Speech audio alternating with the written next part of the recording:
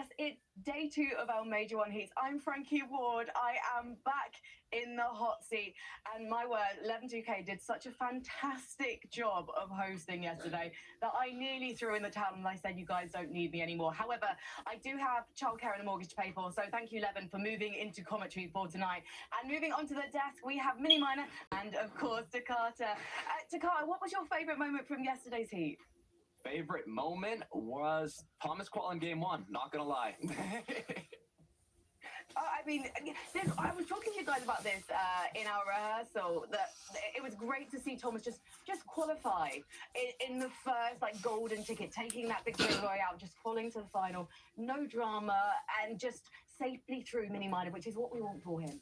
Yeah, I mean, first place in the play-ins, first place in game number 1. Is he the best player in Europe right now? Who knows? But a great performance from them. Another team that I want to mention from yesterday as well, Marius solo clutch. What a performance that was as well. So many highlights yesterday. Hopefully we have more today. Yeah, and Takata, if you just duck your head down slightly. Are we calling this like the Cube of Doom? Because of what happened on the NA broadcast. On NA Central yesterday, you had players, yes, I'm going to call consistency. I just need one more placement point. What's that, Norm? Oh! Day 1 of FNCS, and we're already being served up goodness like that, so there's plenty more to come. And there's plenty more to come from FNCS on LAN as well. We've got our first ever Major One Summit. It's happening on May 30th and 31st at the PSD Bank Dome in Dusseldorf. Tickets are available, and we've got some players in the lobby tonight who are desperately hoping they can make it, Mini Minor. And one of those players is basically part of the furniture here at FNCS. It's Yannis. Yeah, German Fortnite as a whole, including Jannis, has sort of, been around the block for a very long time. Lots of German players have so much experience in the major and grand finals. It's almost fitting that we have a LAN in Germany here at the end of May. I mean, looking at Jannis, the most amount of FNCS finals in Germany. He's had so much success over the years, winning Chapter 3 Season 3 with the deal, winning Chapter 2 Season 5 with Hen and Chapix, and then all the way back in the Invitational, the solo Invitational in Chapter 2. He has been around the block for so long, and even, or more fittingly, I suppose, Takata, looking at the bottom of that list, Flixie, one of the newcomers to the scene, also a really popping off German player at the moment. Yeah, I mean, despite having the least amount of finals appearances, I would say in 2025, Flixie was the best performing German player, treat up with Vico and Velo. So, finals appearances isn't everything. Well, let's talk about Yannis and Reason, because I feel like Reason is the sweetheart of Germany. The fans absolutely love him, but I don't think he loved his season last year, and neither did Yannis Mini Minor. Yeah, I just spoke about how Yannis was so experienced and won so much, but that was ages ago. Look at what's been happening last year for Yannis. Not as great of a year as he would expect. Of course, this was in trios, 15th and 27th. But then looking back to duos, he actually left off in a really good spot. He played with Pixie in Chapter 5, Season 3. And if you remember back in that time, they actually got second after day 1 and got 8th overall, and even got 15th at Global Championships as well. So they left the duos off in terms of Yannis in a really good spot. And Reason seemed to pop off in trios. Well, they're not the only duos from Germany who'll be in the lobby tonight. So let's head over to 112K and Taco to hear who they're repping from Deutschland. Mike, I've enjoyed the analyst role, the hosting role, a bit of cast as well. All you viewing parties, I'm coming for your role next, don't you worry. Look, when it comes to German Fortnite in this lobby, they make great points, Taco, about the talent that we have here, available to potentially showcase what they can do, and I'm looking at Khan and Faded especially as one of those teams. Yeah, and especially when you factor in that for this Heat in particular, they're going to be receiving a little bit of extra help from the coaching perspective. I mean, knowing that Shark and Teeny are going to be able to play a little bit of influence towards their newfound strategies coming into Wonky Land, I think that's definitely going to play a very big part, because who better to get the advice from than those two? Absolutely, and look, they're not the only ones, right? I think you can look at Duo and Trexa as, again, two just very experienced European Fortnite players who, again, when you look at this lobby, you'd expect them to be able to, find a way to traverse their way through and secure a spot for finals. It's not going to be easy for them, sort of landing over in that northeast area of the map, but definitely one that they will have extra motivation to try and achieve, especially with an opportunity to play in front of home fans. Yeah, and I can never factor them out, especially given that we saw Yapko Panzer. They just squeaked through in yesterday's competition, coming from a very similar area of the map. So anything goes when it comes to this competition, and I think we have a lot of exciting things to look forward to. But right now, we'll kick it back over to Frankie. Thank you so much. I could not agree more. And if you're watching this, you haven't got your tickets for the Major One Summit yet, please come and join us. We're very nice, we don't bite, and the fans are fabulous. Our players are going to be on fire. That is Frankie Ward guarantee. If you don't mind me, 11-2K, nicking that one from you. Let's talk about Vanya. I'm very excited for this. Important as well as these shotguns in the game. It's so easy to touch damage, and that's why here to Carter, they're important as well as these shotguns in the game. It's so easy to touch damage, and that's why here to Carter, they're actually skipping the game, and they do that also from their drop spot landing. Right, so obviously vending machines are quite important, and for that you need gold. So at Latte, they're able to get more than enough to get this Flowberry Mist as well as overdrive grenades, and they're using that combined with one of the 2 super pads on the map that actually launch you 378 meters into the sky, and you can see how far that actually takes you, Vinny.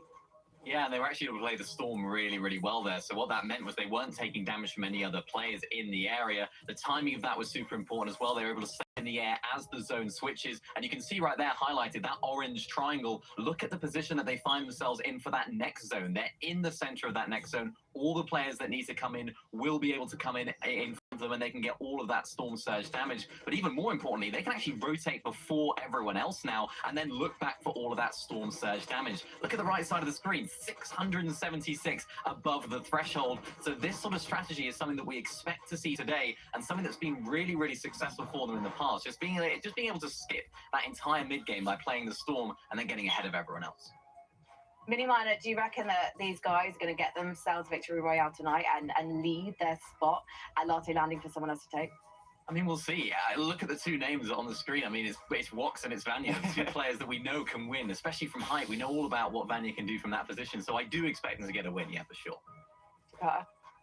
I agree. I mean, we got elite EU veterans, and I kind of think it's interesting that they're taking a bit of the strategies that we saw, like even Vico Malabuka do in the last season, of staying a bit more in that Storm, using the mobility to get to the center. But I don't know. I think we'll see a win.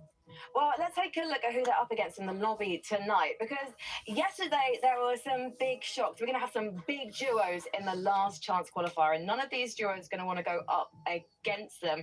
We've got some big, experienced, talented names teaming up with some fresh talent. Again, you guys talked about this in the pre-show yesterday, and one of those duos is the newly named Mr. Cabbage, aka Mr. Savage, and Velo. So talk to me about them, Takata. Are you feeling like they're going to go big tonight? It's difficult. So they are actually in a different spot than the Div Cups, and as you can see, there's not 1, there's not 2, but there's 3 duos landing there.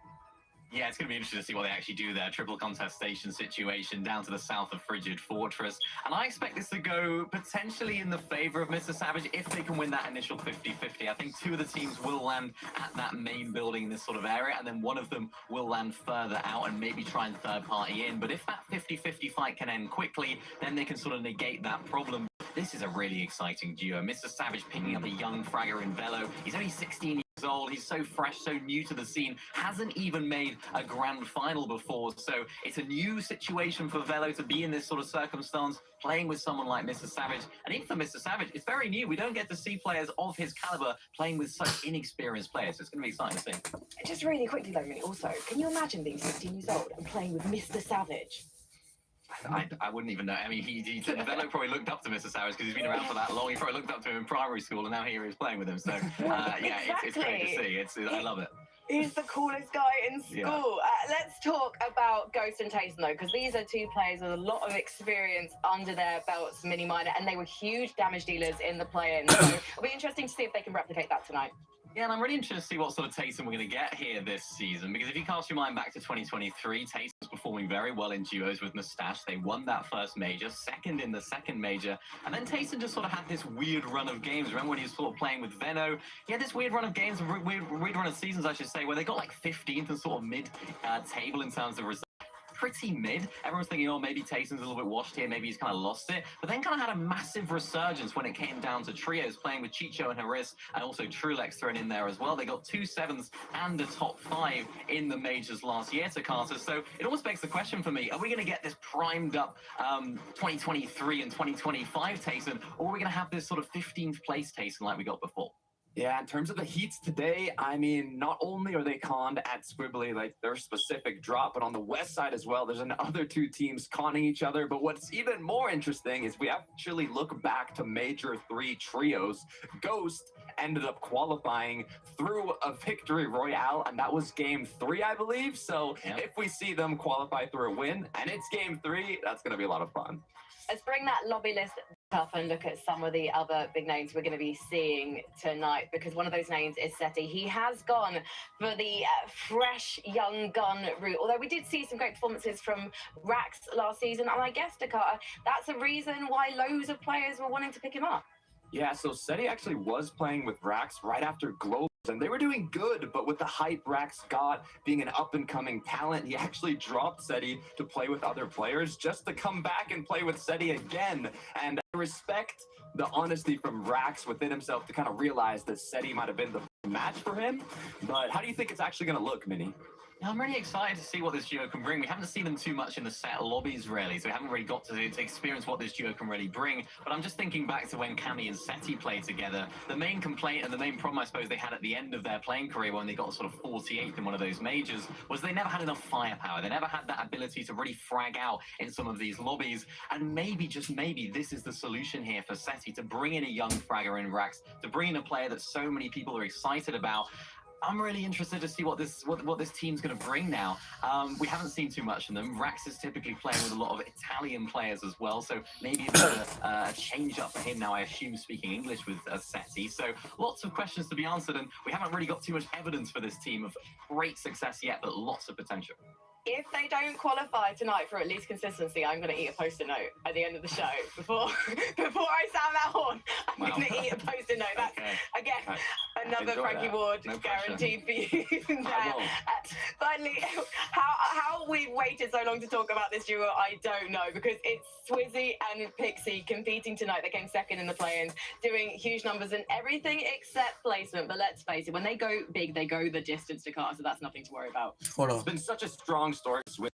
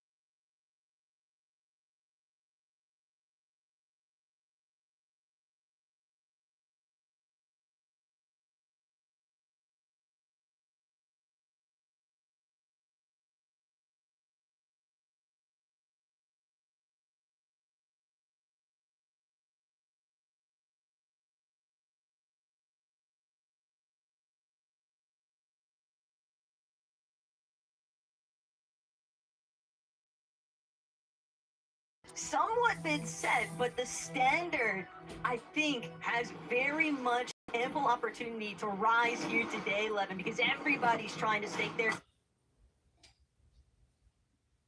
Hello? claim for that battle bus in the finals. Adapter gonna get the slide off. Go's gonna go down.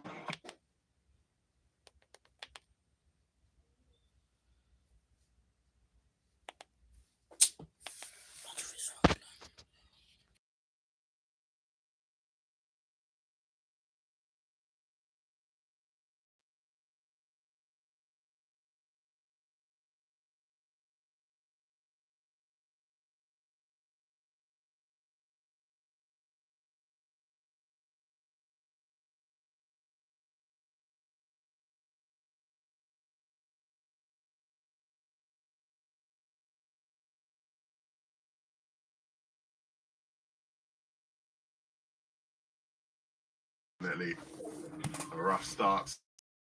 Throughout the rest of the lobby, though, plenty more shaping up, plenty more fighting to come, Taka.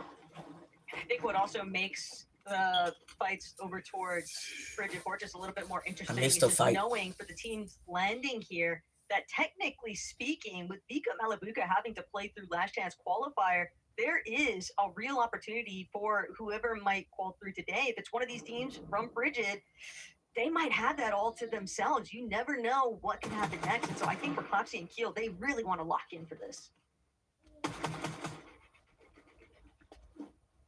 It's good to see Velo and Mr. Savage already off to an active start.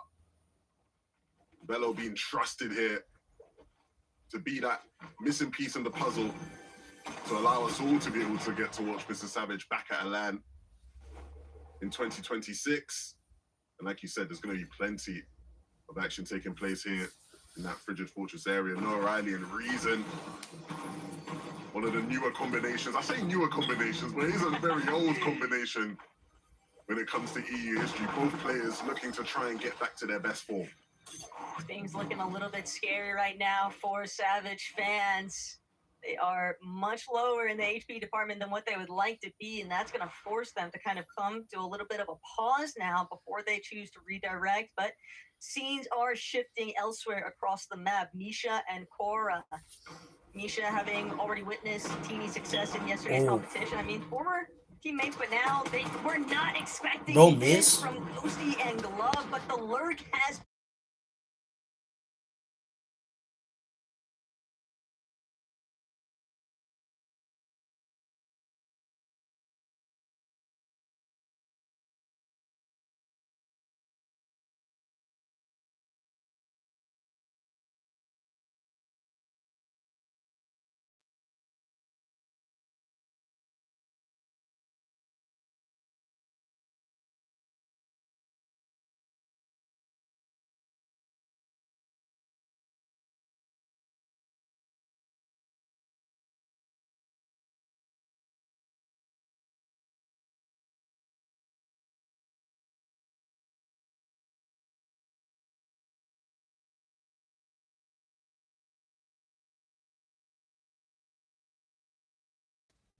Where you get the favorable zones, you get the favorable loot, and leave it to the rest of the lobby to deal with whatever comes next. And Walks, a team who I think will be wishing that they would have had a better start to the year. When you look at how competition has been for them for regional cups, it's not been as successful. Things have started to improve as we headed into the season. And I think now the biggest test they would have faced together as a duo. They're not the only ones, though, that I think are really trying to sort of prove themselves after a bit of a shaky start. One thing that does make me relatively optimistic, though, for Seti and Rax, who have been in a rather similar position, is the fact of knowing that Rax has known internet issues leading all throughout the offseason and the divisional cups that he experienced. I mean, he was quite literally streaming from a hotspot, right? So I do believe that word on the streets is that Rax has gotten a little bit more of a stabilized internet situation, which I think could bode relatively well for him and Seti in today's competition. Absolutely. I mean, again, the games are finite. We only have the 5. And so you don't want to be in a situation where maybe you have 1 or 2 that you aren't at your optimal performance level for whatever the reason.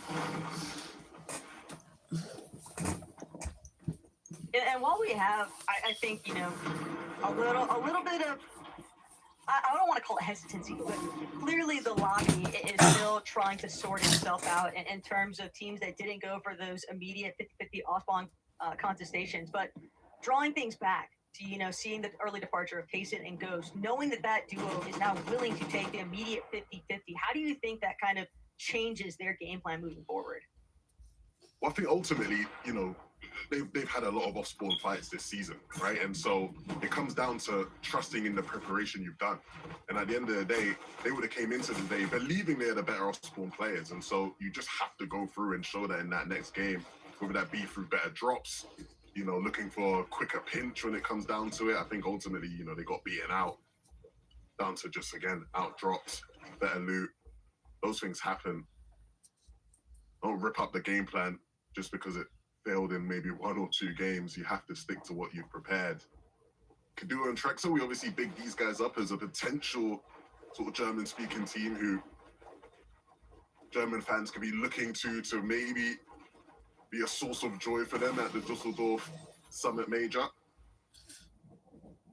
Yeah, I would imagine that the MR watch parties are definitely going to be showing a whole lot of support towards some of these German duos that are competing here today. But a handful of teams checking back in on them, Dora and Exorcito, they seem like they're fully aware of the fact that they've got Glove and Gosi just ahead of them, but it doesn't seem like they're all that interested in a fight just yet. I mean, with the way that Net Search now plays a part here, Levin, the big interest for all of these duos is obviously you get your tags, but you don't receive any in response. And when you're already sitting 368 damage above the threshold, you don't really need to compromise yourself with any sort of overpeaking. They can still just look to prioritize their rotations, but you've got to keep an open eye back. Surge Tower is still popping off in the distance. One tag's not going to be too much to deter Dora just yet, but it's still enough that you kind of need to keep yourself wary of your surroundings. Yeah, ultimately, these guys understand the advantage they have, and so it's about keeping it. You want to play the safe game. If you have to invest in materials to sort of avoid congestion at times, you will do it. So it's nice to see them get out of that situation. Not completely unscathed, but not too bad for where. Machak and Perhawa also just steadily trying to work their way into this next edge of zone, but teams that are already based up on elevation definitely making their presence known. Gonzo did a great job there. Yeah, it's easier for these guys, right? Going through the forest, you have a lot more natural cover to help you out. They're able to follow the ravine here and move in, and you can see how aware they are of where the bases are, right? And so they definitely have that route prepped and planned to be able to get into the zone and avoid some of those teams that made it in earlier. A little bit of a look back. Vanya and Oh Lost. my gosh. This is one way to establish Surge, that's for sure. Triggs just an absolute Damn. wrong time to try and disembark from height, but Zyron also getting pieced up along the way. Vanya walks, definitely feeling really good about their current situation, Levin, especially with the way that the zone has started pulling more towards their favor and knowing that they have those eliminations online. Yeah, look, Trix made probably quite a big mistake there, testing Vanya's straight line aim. One of the players who, again, for so many years in EU has showcased his ability to hit shots like that with ease. Think back to the days with him and Swizzy when they won their FNCS. It was Swizzy with the Mythic AR, and at times I would have thought maybe Vanya would have taken it with how good he can be in situations like that, showcasing it here in this lobby. And speaking of Swizzy, it's almost like the observers are just tapped in with me right now. Man. Oh my God, it feels good to be back. Swizzy and Pixie sitting in a nice spot here, based up, not much to do, but that's a good thing for them at this point in the game. Yeah, sometimes it is best to just play a little bit more patiently, especially when you are in such a strong elevated position. They know that they have the ability to cut off some of these teams that are going to be pushing in more from the northwest side of things. So Kaizen's Gonzo, one of those duos that's definitely going to have to be very cautious with how they proceed. But Hella Avalo caught up for a moment here. They're not the only ones. Have to imagine that some of these teams still lingering around Battlewood Boulevard, likely struggling for Surge themselves. Yeah, I mean, we've obviously seen such a big evolution in Storm play over the years, and especially in recent seasons, we've just come from a season where there was plenty of people actively trying to play in Storm, and so it's become a much more viable strategy, one that more players are looking to execute on. But like you said, a lot of those players will be in situations where they are actually struggling for Surge, and so maybe not better off being in the Storm at the moment. And I know it's one thing to survive a triple contest off spawn. It didn't look like things were getting too over aggressive by any means for where Velo and Savage are actually landing. But at the same time, Levin, it has very clearly impacted their loadouts. I mean, this is not an endgame loadout right now from Savage. Nazix, on the other hand, though, they've got to just deal with what's right in front of them, and that is all-out survival. Lovero going to look to play some supportive measures here, but with the material count so incredibly low, they don't really have the capability to take this outright fight just yet with Klapsi and Qual, but they might not have many options because they're going to need a refresh if they want their game to continue. Yeah, ultimately, desperation has to start to kick in, and so you see Nazix here, he's looking to force the issue, right? He's trying to claim space, try to get aggressive, try and force a mistake from Klapsi. And while he does that, they're going to actively look to keep a hold of the great standing they have. And as long as they don't make too many mistakes here, they do have control of the situation, even though they're playing quite defensively, making more space and maybe investing a bit too much into things. Klapsi with a bit of panic potentially. Nazix, though, not able to close much distance at all right now. I think Klapsi also wanted to make sure he didn't get cut off while he left Qual to just take over from a separate angle. For a moment, it looked like Lovera and Nazix were setting up a really nice pincer onto Klapsi, but instead 180 one more time. And it's even worse still knowing that they were already below so much on Surge. Meanwhile, Klapsi 783 above, and the only pressure they're experiencing right now is patient.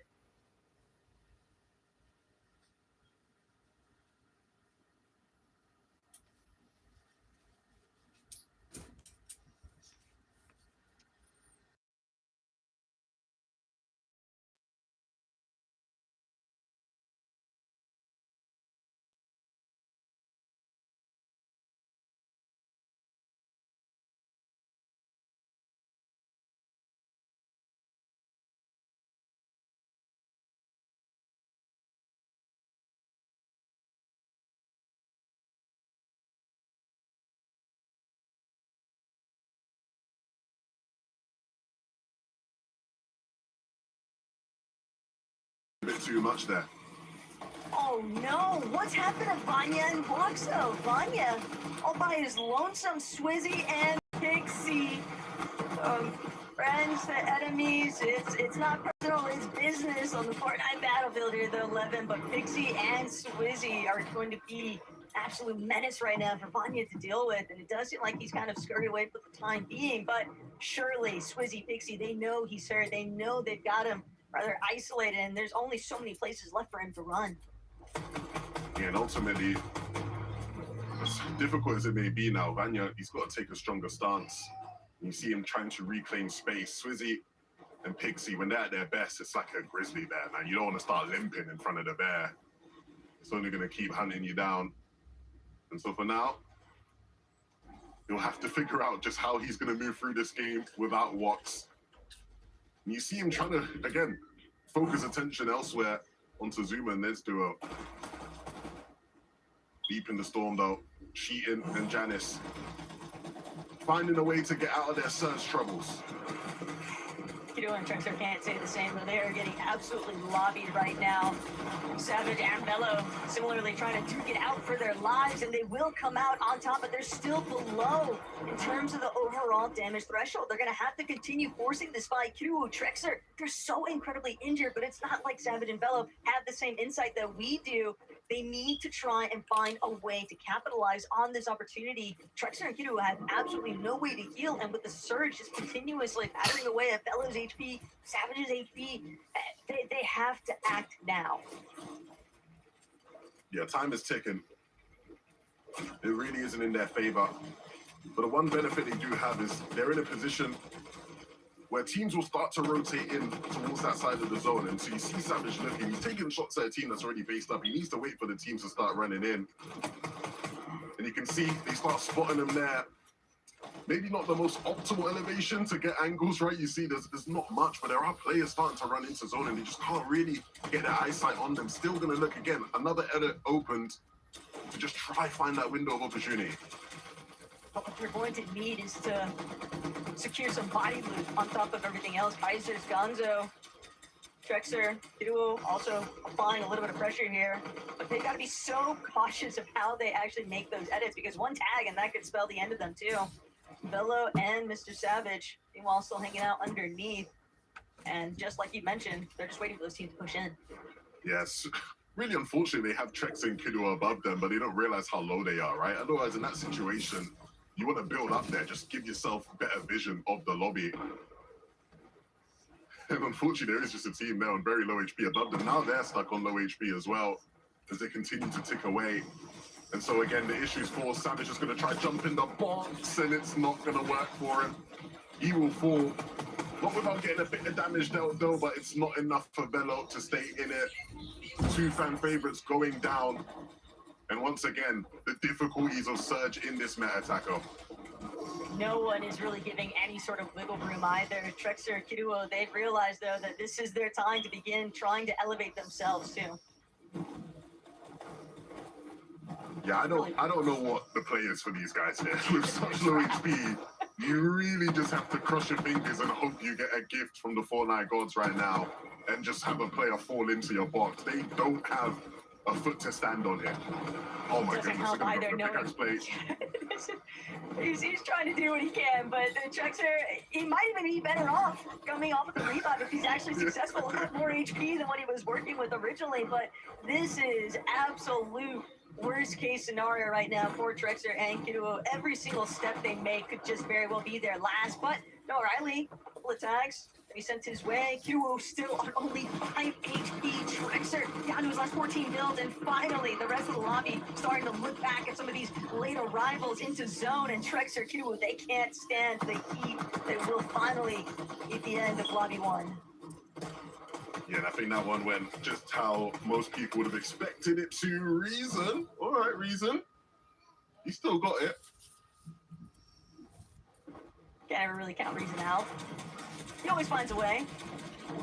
Like to believe it just says Vanya, 392 above, which is relatively impressive. Even the last time we saw him was kind of sandwiched between several different duos, but he still managed to squeeze away from Swizzy and Pixie here. More insights though as to what's taking place elsewhere. Jew and Country, great refresh there, but whether or not they'll be able to actually pick up the materials, that's another case entirely. It seems like it's so difficult for teams to actually collect the goodies off of these eliminations whenever the lobby starts to get so congested and falling into itself. Yeah, this is a really interesting situation. You see the timing Cheating and Janice are looking for, right? Waiting for those players to rotate ahead so they can continue to just build on these elevated layers. Looking in their zone right now, looking comfortable. No Riley and Reason. We've already seen them try and get active, try capitalize on some of these players rotating in. And it looks like he'll be successful there. No Riley and Reason going to continue to be a threat to this lobby. Jew and Country though, holding down Middle Ground temporarily, but they do not have a whole lot of HP. They're going to need to force a fight. They need a refresh of some sort. Cheated and Yanis though on the high ground, but they'll send themselves straight towards front side of zone, but they've managed to at least take over a little bit of an elevated position. Vanya underneath though, just fighting for his life, doesn't realize that his back wall is getting pressured, and now big shot onto Faded. That's going to be a huge lifeline here now for Vanya if he can actually collect it on the siphon and to take through, but just take it out the moment that he makes his move forward. And it's going to leave Drew in a similar spot to what we saw with Vanya. Looking to solo clutch, breaking his way through the builds, and hoping he can just find someone in a worse position than him, and he will. And that will be one. The rollaway gives him an extra tick in the store, but he'll be able to get the siphon and move his way towards the front side. And he has to hope now that he can continue to hit shots like that one. It just seems like Swizzy and Pixie's full-on intentions are just taking advantage of these teams rolling through the low ground. Everybody just so low on builds. That's going to be another elimination. Fourth for Swizzy in this lobby, trying to make his way forward from the backside of zone, but they seem content for time being at least. Unfortunately, that siphon doesn't come into play. didn't take the tick from Storm in time, so now he catapulted himself forward. Overhead, Werix, Dandapuzo never had a chance to see it coming, but Swizzy, he's just too low. He's gonna have to drop to ultimate low. He is able to reunite with Pixie, but they are in a very tough position here, Levin. Oh my They're gonna have to gosh. strengthen up if they're going to be able to face off against Werix and Dandapuzo up on height. These two teams feel like the strongest in the lobby right now, and it's everybody in between trying to change their fate. Swizzy, Pixie still controlling space on the low ground. Anybody that drops down is entering their line of sight, and Swizzy will go down. Keaton will hit the critical shot, and so that turns the game on its head. Pixie now is a solo, trying to clean up the players in the storm. And he's going to move to the front side, try grabbing his bearings while players continue to rotate in all of a sudden. For Dandapuzo and Werix, things are looking breezy up ahead, but they need to make sure it doesn't slip out their hands. But you still got Cheatin' and Giannis still trying to see if they can confirm this lobby #1 victory royale. Pixie's gonna do the damage. Spoiler to Werix and Dandapuzo with that knock. Giannis with the finishing blow, and Werix eliminated. So Giannis and Cheatin', we've got a German duo that's going to be in our Major 1 finals. That's for sure, Levin. Wow, Janice and Cheatin', they were looking to play height in the early moving zones, and it was taken off of them by Dandapuzo and Werix. Those guys made it look easy, but Janice and Cheatin' come through and steal the game. Desk, you gotta break that one down for us. I love that, stealing the game, but do you agree with Levin to Carter, or was this the game plan from Giannis all along? Well, I don't even know what the game plan was. That last-minute switch-up still has me. I was like, okay, Werix, Dandapuzo, you know, they've been hyped for quite a while now. It's looking like a quick clean-up for them. They're going to win the game. And all of a sudden, Giannis Cheatin', close it out, get the VR, German player qualified in the first game. It's what you love to see, Minnie. Yeah, we spoke about them at the show, didn't we? We spoke about how Giannis in particular hasn't necessarily had the greatest performance, particularly in 2025 when it came down to trios. Left off in a really good spot, and duos picking up where he left off here as well, with a great performance here in game #1, soaring straight to the major finals. I mean, what I really like about the way that these guys play this was, yes, they tried to go for height in that 9th zone. We saw Swizzy there on 2nd height as well, but it's very easy in that moment to get tunnel visioned on trying to play height, trying to stay up there for as long as possible. But they shockwave down, they made their move, and they went down and they stuck together whilst doing so. So difficult to do that without just trying to hold on to height. And when they got down there to Carter, they absolutely fragged out. That they did. Throughout the Div Cups, they were always kind of on the middle end of the leaderboard. They couldn't quite get in that top 10, in that top 5, but now that FNC has begun, they are locked in, and they have put themselves right into the major finals. You can just see the shots that both players were connecting. I think they even got up to double-digit elims there in the end. What a performance. I mean, you saw it right there as well from Giannis, just the experience to go into that storm, didn't have the heals, didn't need the heals, used the time just to let everyone else get in ahead of him, and then just stuck in the back of that other player to get that elimination. You don't get that if you're a new player in the lobby and you're a new player to FNCS, so experience showing right there. Oh, you guys got plenty of experience. I'm going to be picking your brains after this short break, so guys, don't go in.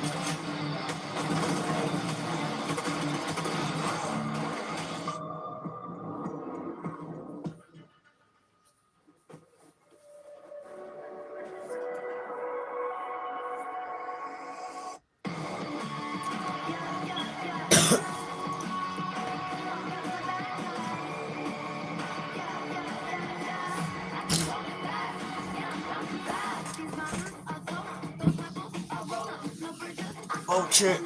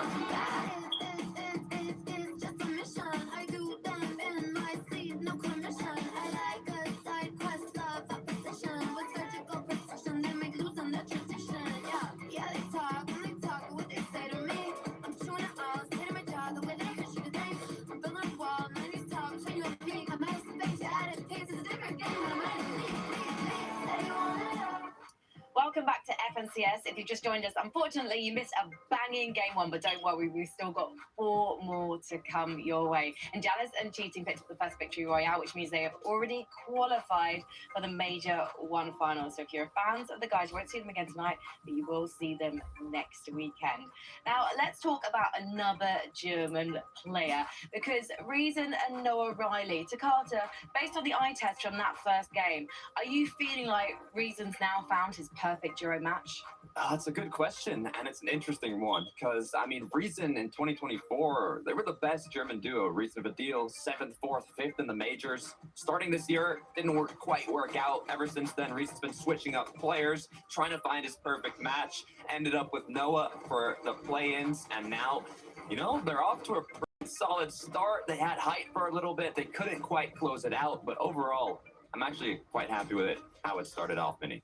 Yeah, not bad at all from these guys, you know, sitting in a decent spot on the leaderboard so far.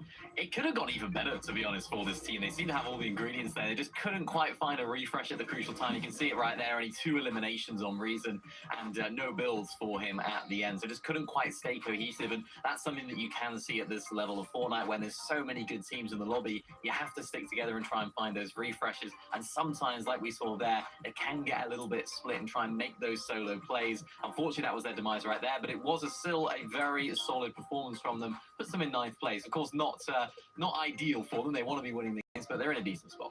Minnie, very quickly, just a thought. Are some of the players so focused on net surge that they're going out to do all the damage they can and they're not really thinking about the refreshes enough at the moment? Well, it can be difficult with net surge because as much as previously you could sort of be done with your surge and sort of leave it for the rest of the game, you have to keep it on the forefront of your mind now that it's net surge. That number can change so quickly. So I think it's definitely going to be on their minds. But then when you go into these sort of late game rotations, late game zones, the main focus for them is just going to be trying to find those materials, trying to find those plays together. Didn't quite work out for them. They made a really nice sort of dead side rotation, rotating all the way around the storm, which didn't work out, but still not a bad performance. And it wasn't a bad performance either from Swizzy and Pixie. Great. Obviously, we were expecting them to be great, but they were definitely trying to do what they do best, which is control that end game, and they nearly got away with it, Mini Minor. Yeah, they were on second height, weren't they, when Yanis and the Cheating were on height, and they also did an overdrive grenade at the exact same time. They seem to play it really well. I was watching them, I was thinking, yeah, I think this is going to be a Swizzy Pixie first game win. They were looking solid, they were playing low ground really nicely, finding eliminations. And I think it was Swizzy, just a little bit of a misplay, I think, here, when someone drops in on him. I think it was around this moment, oh no, a little bit later on, but they made some really nice duo plays to actually find some eliminations. But as I mentioned, just towards the end, it was actually Swizzy that just couldn't quite connect with those shots. I mean, moments like that, Takata, that's exactly what they're all about. And it's actually this right here, drops in Cheatin, but actually just almost drops in behind him. So it's like he couldn't really get the angle, couldn't switch around quickly enough. And ultimately that left them down to a solo for Pixie. Again, really not ideal, but not a bad start for these guys, who we had a lot of questions for at the beginning of the day.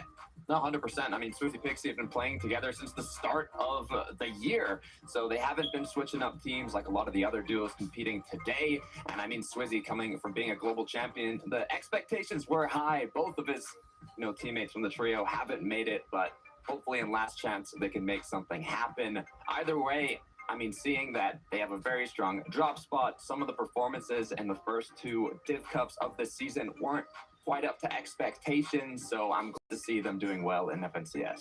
Let's take another look at the leaderboard. Just a reminder for everyone watching, now that we switch back to duos tonight, we're looking at the 10 duos who are going to qualify on consistency, and then the 5 duos who are going to qualify with a victory royale, or as I always call it, a golden ticket. So right now, the only duo to have done that is Cheatin and Yanis, but there are 4 more up for grabs in our remaining games. Danny Puzo and Werex. Obviously, this is a team we've seen a lot in major finals, but are you surprised, Takata, that they set their stall out so early and dominated the high ground?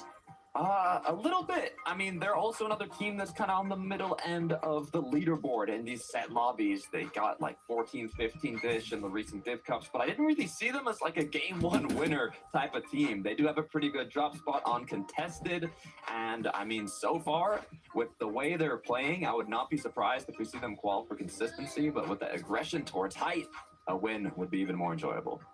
Yeah, they kind of took advantage of that Yanis and Swizzy duo sort of shockwaving off the high ground, and then they sort of just looked up and they thought, hang on a sec, it's 10th zone, nobody's on height, why not go up for it ourselves? And I think that's where they really found a lot of success. Ultimately, it'd be interesting to sort of know where they actually ended up falling down. A lot of the time with those sort of height plays, you're not really in a position to look at height. You sort of found yourself in a position where, oh, we can take it, but maybe it wasn't part of our plan. So for them, they probably weren't set up for height. They probably didn't have all the materials that they needed, and ultimately ended up crumbling away. But a second place on the overall standings for them is really solid so far. They could be really happy with that start. And of course, remember from yesterday, you can qualify through consistency in that top 15 overall on the leaderboard, so it's very doable.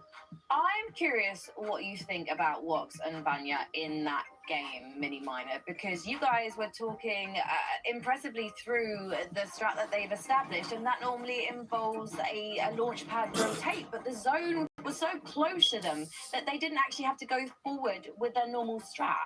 And I'm wondering if that impacted them. Yeah, the earlier zone was playing a little bit more north than what that would really account for, so they didn't need to do it really, and they actually found some really nice surge early on. Ultimately, it was that mid-game fight where we lost at Wox at that point where it left Vanya for a solo clutch. Those are the sort of situations that historically you think about Vanya, you think he's going to just go on and win the game. That's the sort of thing he does, but couldn't quite find it there. Well, he still managed to clutch through a couple of zones to get them within qualification. Remember, we're looking at the top 15 tonight, but can they stay there and hopefully make it on to page 1? Let's head over to 11-2K and Taco to get on with game number 2. Well, Frankie, there's a couple things I am pretty sure we're going to continue to see. We're going to continue to see clutching. We're going to continue to see big fragging moments. We're going to continue to see hype being thrown back and forth between multiple different teams in Taco. That first game was a great taste for what this heat has to offer. We kind of got a little bit of everything. We saw great instances of height retakes trying to be attempted. You saw height get held, but I love when you see the effective measures coming from the low ground, because you anticipate that so many teams might be a little bit more scuffed, but no one is giving up by any means. It doesn't matter what they're working with down in the dirt or way up above. Everyone's trying to make it happen. Absolutely, and I think one of the biggest things I'll be interested in this first game is how do people bounce back from their off-spawn troubles? We don't have to wait long to find out. Game number 2 starts now.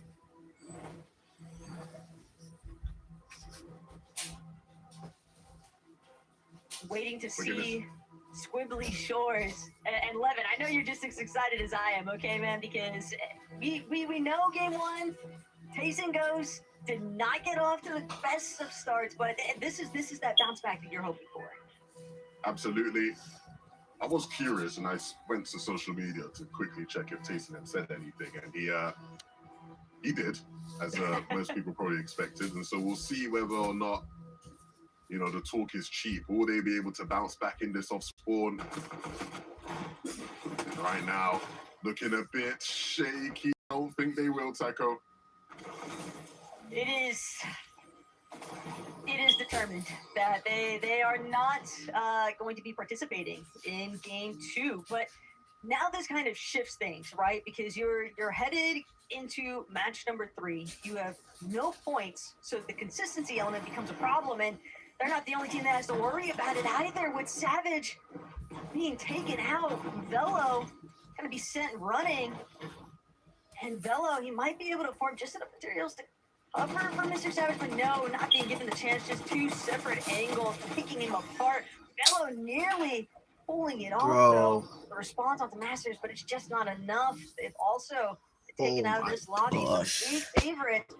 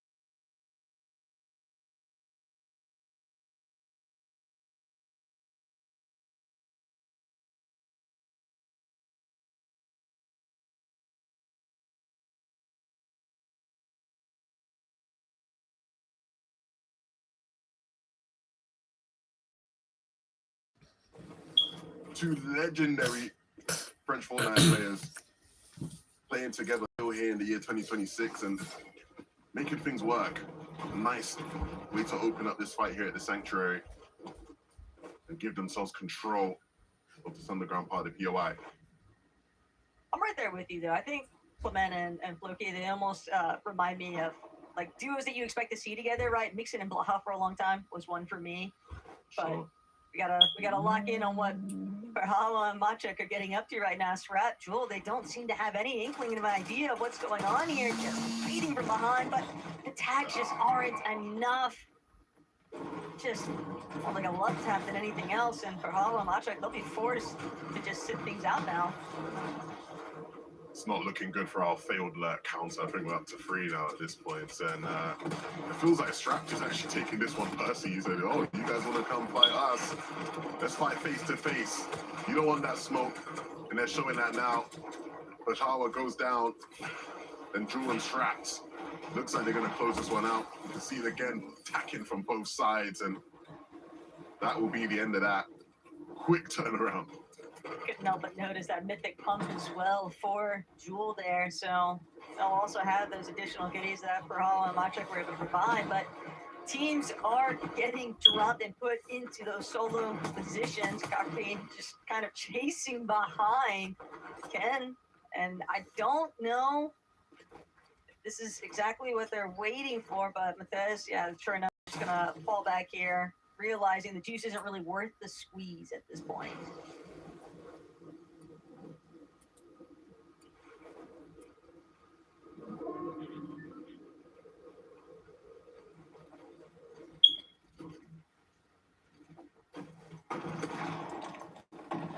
Frigid Fortress. Still heating up though. Geld and Collapsy, they had a good amount of success in the last lobby, but they've got to make sure that they keep the ball rolling with this one. Yeah, a bit of a rematch from the last game, and one that you could say is a bit more on even footing, right? When we saw Nazix look to take this fight before, they were just playing into Clapsy and Keld's hands. They had every advantage. when it came to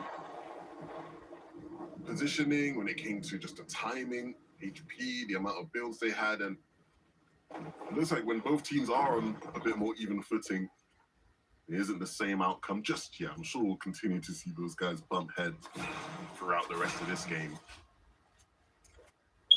Definitely feels like one of those off-spawn instances where you're never going to expect both teams to kind of depart the POI.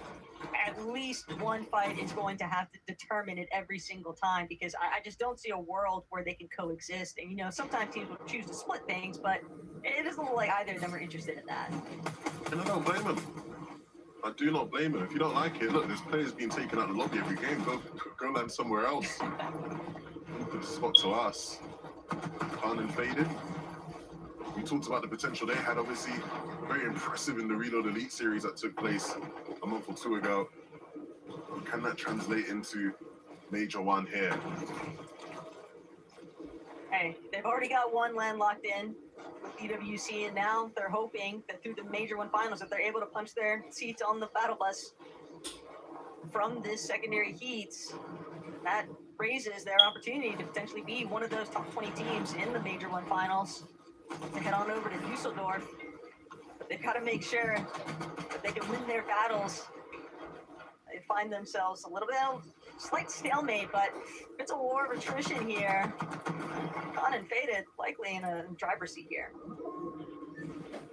Yeah, look, when you look at the fight they're taking, I think it was the analyst who mentioned them being coached by Teeny and Shark today.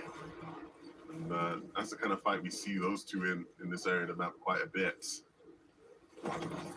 Used to seeing them close out the fights maybe, but still time to do it. They're going to continue to chase them down. They know exactly where they are, Taco. Bit of an escape artist there. What does he? He had no idea. Just like that, God's gonna have to take a moment to pause here. Faded, thought that he was going to get a return shot, but instead, Warren just continuing to push back. Finally, God will be able to finish what they started, but that's just one half of the puzzle. They still need to deal with Wuka at some point, but for right now, at least Khan and Fade are able to come out with one elimination there. You gotta be more vigilant than that. You see the mist there. There's no player to be found. At least check where the mist was, right? Like, at least look at the tree stuff. And they take a bit too much damage there. That's gonna cost them in the long run when it comes to keeping their net surge in check. My oh my. Look, these things happen. We'll give them the benefit of their doubt. They're still warming into this lobby.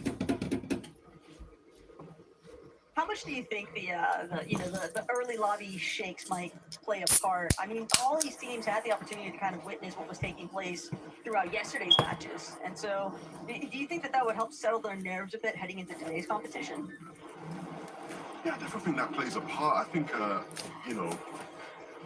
anyone that plays Fortnite tournaments knows, there's different types of players. There's players who, they don't even need the warm-up, jump straight into game one, they're feeling it. There's others who almost get a bit fatigued by the end of the tournament and start to play worse. I'm definitely the first type, get me in the first couple games, I'm primed, shots are flying. By the end of the tournament, just hope my teammates doing enough to keep us in it. Callum just trying to stay in this one. Cold and Peshka, though, just applying so much steady, consistent pressure, and they will be able to seal the deal here. Callum has been eliminated, so now Cold, Peshka, got a ways to go, though, from Battlewood Boulevard. Great shot, right? It was a tight window to hit it, but connected fully, and of course, with this shotgun, you're always going to be hitting big. So now they'll be able to move on out of Battlewood. We obviously saw a lot more scrapping in Battlewood in that first game. A bit less busy here in game two. Seems like some teams are also just coming to more concise conclusions as well. Clement, Loki, though. Another team sort of trying to possibly take over their position here at New Sanctuary, but Clement a little bit more preoccupied with trying to keep tabs on where Kilda is actually moving through. This could be a great opportunity to try and get some additional surge damage, but when you're already sitting at 737 above the threshold, you're not feeling too pressed about finding those extra tags. I think the key thing for these guys is, again, it's just they understand their opponent is weakened, right? And so, you know, it's a solo lurking about somewhere. And so you're going to try and play for it, especially because the latter of the situation means you might get shot in the back. So they'll be patient. Not want to be too slow here. There is that team beneath them. Velo will be aware. You can see the footsteps lurking about. Not only that, but I'd imagine that Clement and Floki would probably want to retake over that control of the vending machines too, because it does just give them better opportunity to kind of sit things out in Storm without having to worry about the rotations. Clapsy though failed lurk. Does that count as a failed lurk number 4 if you're just spotted by somebody else entirely? Yeah, we're adding that to the list. Put that one in the counter. That is a tough pill to swallow though for Clapsy and Qual there. I think that they may have been relatively successful otherwise, but Specs and Miruz still under a little bit of duress here. It's Clapsy. This cover's already been blown. He's 498 below on Surge, so he doesn't have a choice. He's going to have to get active. They don't have the heals to work with to try and deal with both the Surge tags and the lobby pressure. You don't want to have to use everything at your disposal just to survive these Surge tags, essentially. So they need to find a way in where Miruz and Specs are located. And Miruz and Specs are playing that really well, right? They know this team's desperate for Surge. Don't allow them to get a pinch. Don't allow them to isolate a 1v1 or a 2v1. And so both of them staying in the same box, holding both of the players off from the same angle. And again, it just leaves these guys in the exact same position, in even a worse position now. And ultimately, the next time around, they decide to try and force the fight. It's going to just be an even better setup for Miruz to try and capitalize. And so, really well played from those two.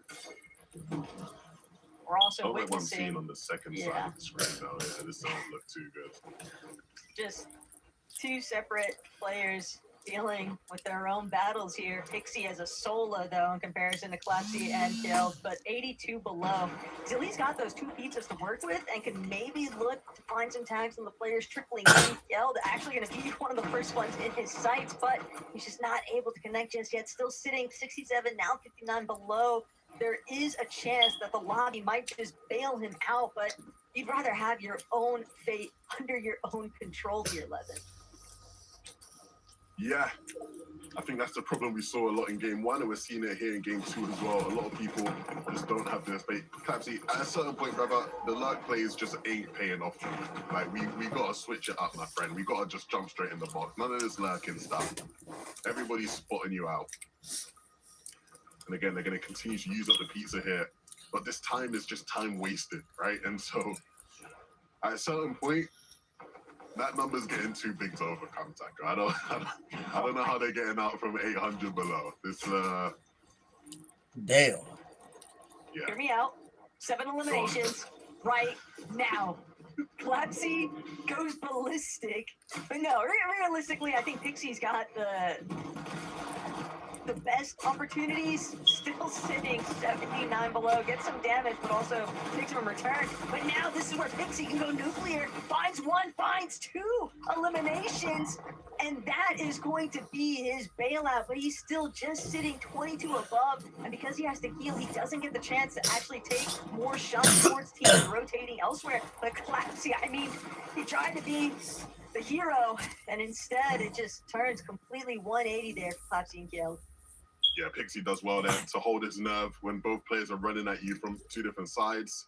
Unfortunately, just took a bit too much damage there to the first SMG. There's not really much you can do when you're holding on like that. But again, it will keep him ticking just above. A better situation than what Dan DePuzzo's in. What is going on? All of our game 1, the best players, it feels like they're all struggling here. It's not illegal, guys, to have 2 good games in a row. Dan DePuzzo is a solo. Again, this doesn't look like a game we're going to see them soaring in the skies on height. And so we'll see what you can make of it as a solo. Clutching up points now will be good for them as far as consistency goes if you can continue to stay in there. At this point, Ghosty and Glove, they might have the best opportunity here to just get some additional shots, kind of control what's taking place on these low ground tiers. But Dan DePuzzo trying to cut off a player doesn't actually get to fully catch them out, though. Instead, he will be dropped And so many individual plays being made, though, by some of these solos. As now teams, they are beginning to drop like flies.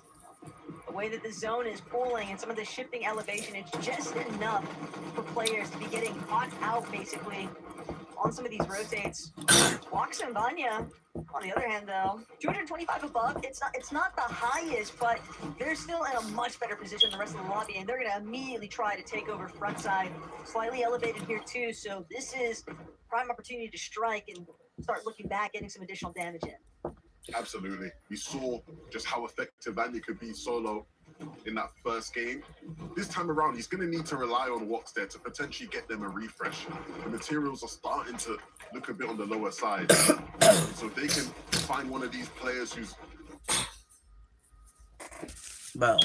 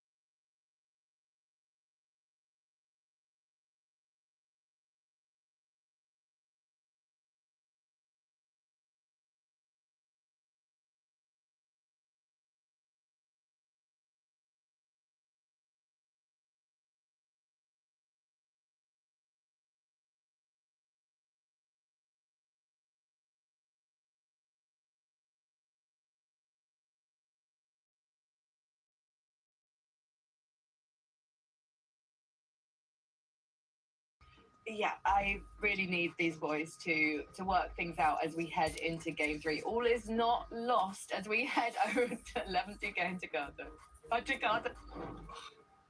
It's okay, Frankie. It's a double T threat after all. But 11, the important matter has been determined. The thing is, we've got a lot of our bigger name teams that are definitely struggling in terms of the leaderboard, and consistency might become a little bit more out of reach as the day extends onwards if they're not able to make something happen here now at the halfway point. No, I agree with that very much, Taco. That makes sense. I think it's a great point. Look, I think ultimately the games, they come thick and fast and they start to run out. And so you're right. I think for a lot of teams, after this game is when I hit the panic button, right? Some of the teams you've seen struggle off spawn, Mr. Savages, the Taysons. After this game, we really got to start to hit the panic button and figure out what can we do to guarantee us a win in one of the remaining games. And so hopefully here in game 3, we will see the turnaround for some of our lesser fortune teams. Game number 3 of Heat 2 begins.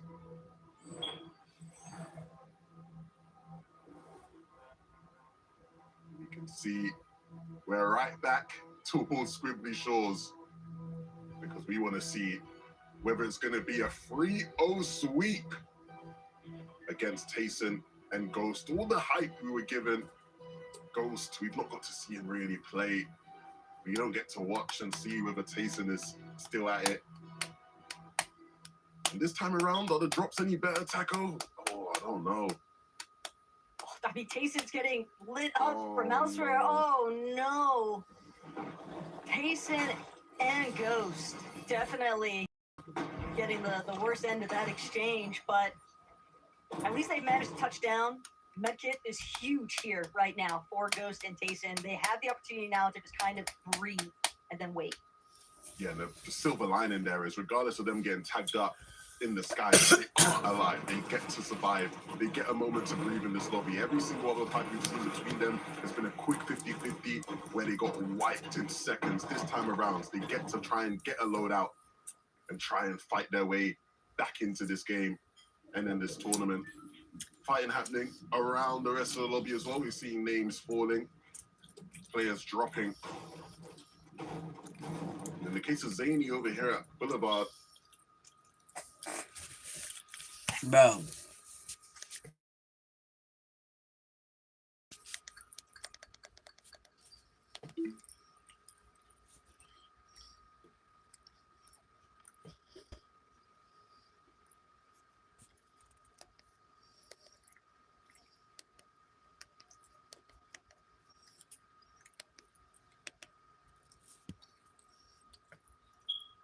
And a healthy duo surrounding the area, but Katri, Jew, they're looking to duke it out right now with Frenek and Jew.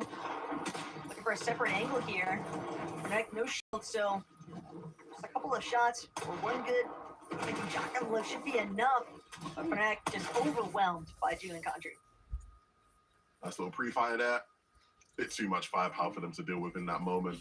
Country and Drew, both incredibly talented players and finding a bit of rhythm, finding a bit of momentum today as well. Definitely been one of the better teams we've gotten to watch today. See that form continue throughout. We are already, I was going to say some developments though, of teams kind of shifting across the map just based off the duos that we've had, you know, getting their outright win and teams looking to take over where they were at essentially. But for Velo and Mr. Savage, Slevin, I mean, they've got to get the ball rolling here. Absolutely. Got to figure things out. Got to try and catch up. I mean, you mentioned at the start of the day, Taco. After Heat 1, the amount of names we saw miss out who are now going to have to play in last chance. There were already a bunch of really big name teams who had missed out completely on making the Heat stage as a whole. And so the last chance was already stacked. I would hate for this Heat to contribute to that even more. Fortunately, I do feel like there's always going to be at least one or two upsets when you're looking at EU as a whole and the level of competition that has only continued to trend upwards. As much as you love them, as much as you want to root for them, everybody has to simply muster up their own strength and look to break past, you know, the strengths that they've had in the past and been able to rely on, and just see, can they kick it up another notch. For Mr. Savage and Velo, that does seem to be their only option currently, because 6 points heading into this third lobby. It's a little bit grim, but they're definitely not out of it just yet. I mean, one really strong placement finish, a couple of eliminations. We've seen how quickly that can catapult the team up the leaderboard too. Absolutely. And they're going to need that, right? Historically, Savage has always been a player who, you know, commentating him over the years, it's always come down to momentum, right? Once he gets into that good groove, a lot of the times the games keep rolling, but it can be hard to get that fire started. So they're going to need a spark, and that might just be Velo in this game. Nice little bit of movement there. Quicks. They are just absolutely running it down right now onto Masters. Crete and Quicks just doing what they can. See if they can get the cutoff. May even take the Ascender upwards, but Quicks a little lower round. Okay, overhead. Now just looking to create a not going to work there for Masters. And sure enough, that is going to be the closure towards this engagement that they needed. Kiro, Apple, they've got extra Tito on their sights. See Dora anywhere nearby. Chasito maybe just hoping that he can convene with this duo, but does appear as though he's in a solo situation, but out of the pan straight into the fire, potentially realized that there was another duo the other end of that cliff, so he'll opt to try and pan towards the river. Kira and Apple, they are determined to chase down these extra 3 points for the elimination. I hope he doesn't give up. He's got him so low. Like Chasito doing his best to hide. Oh, dear. They know where he is now, though. They should know he is right down beneath it. You can see them looking at it. Will they drop down, though? It does look like it. They have the piece, and they will close it out. 48 points, though, right now for Apple and Kiro. Would expect this is a team, yeah, they're looking for a victory royale, I feel. And when you think about Apple's recent success in the Solo Victory Cup, 3 for 3, I think that is definitely a player capable of turning any lobby into a win.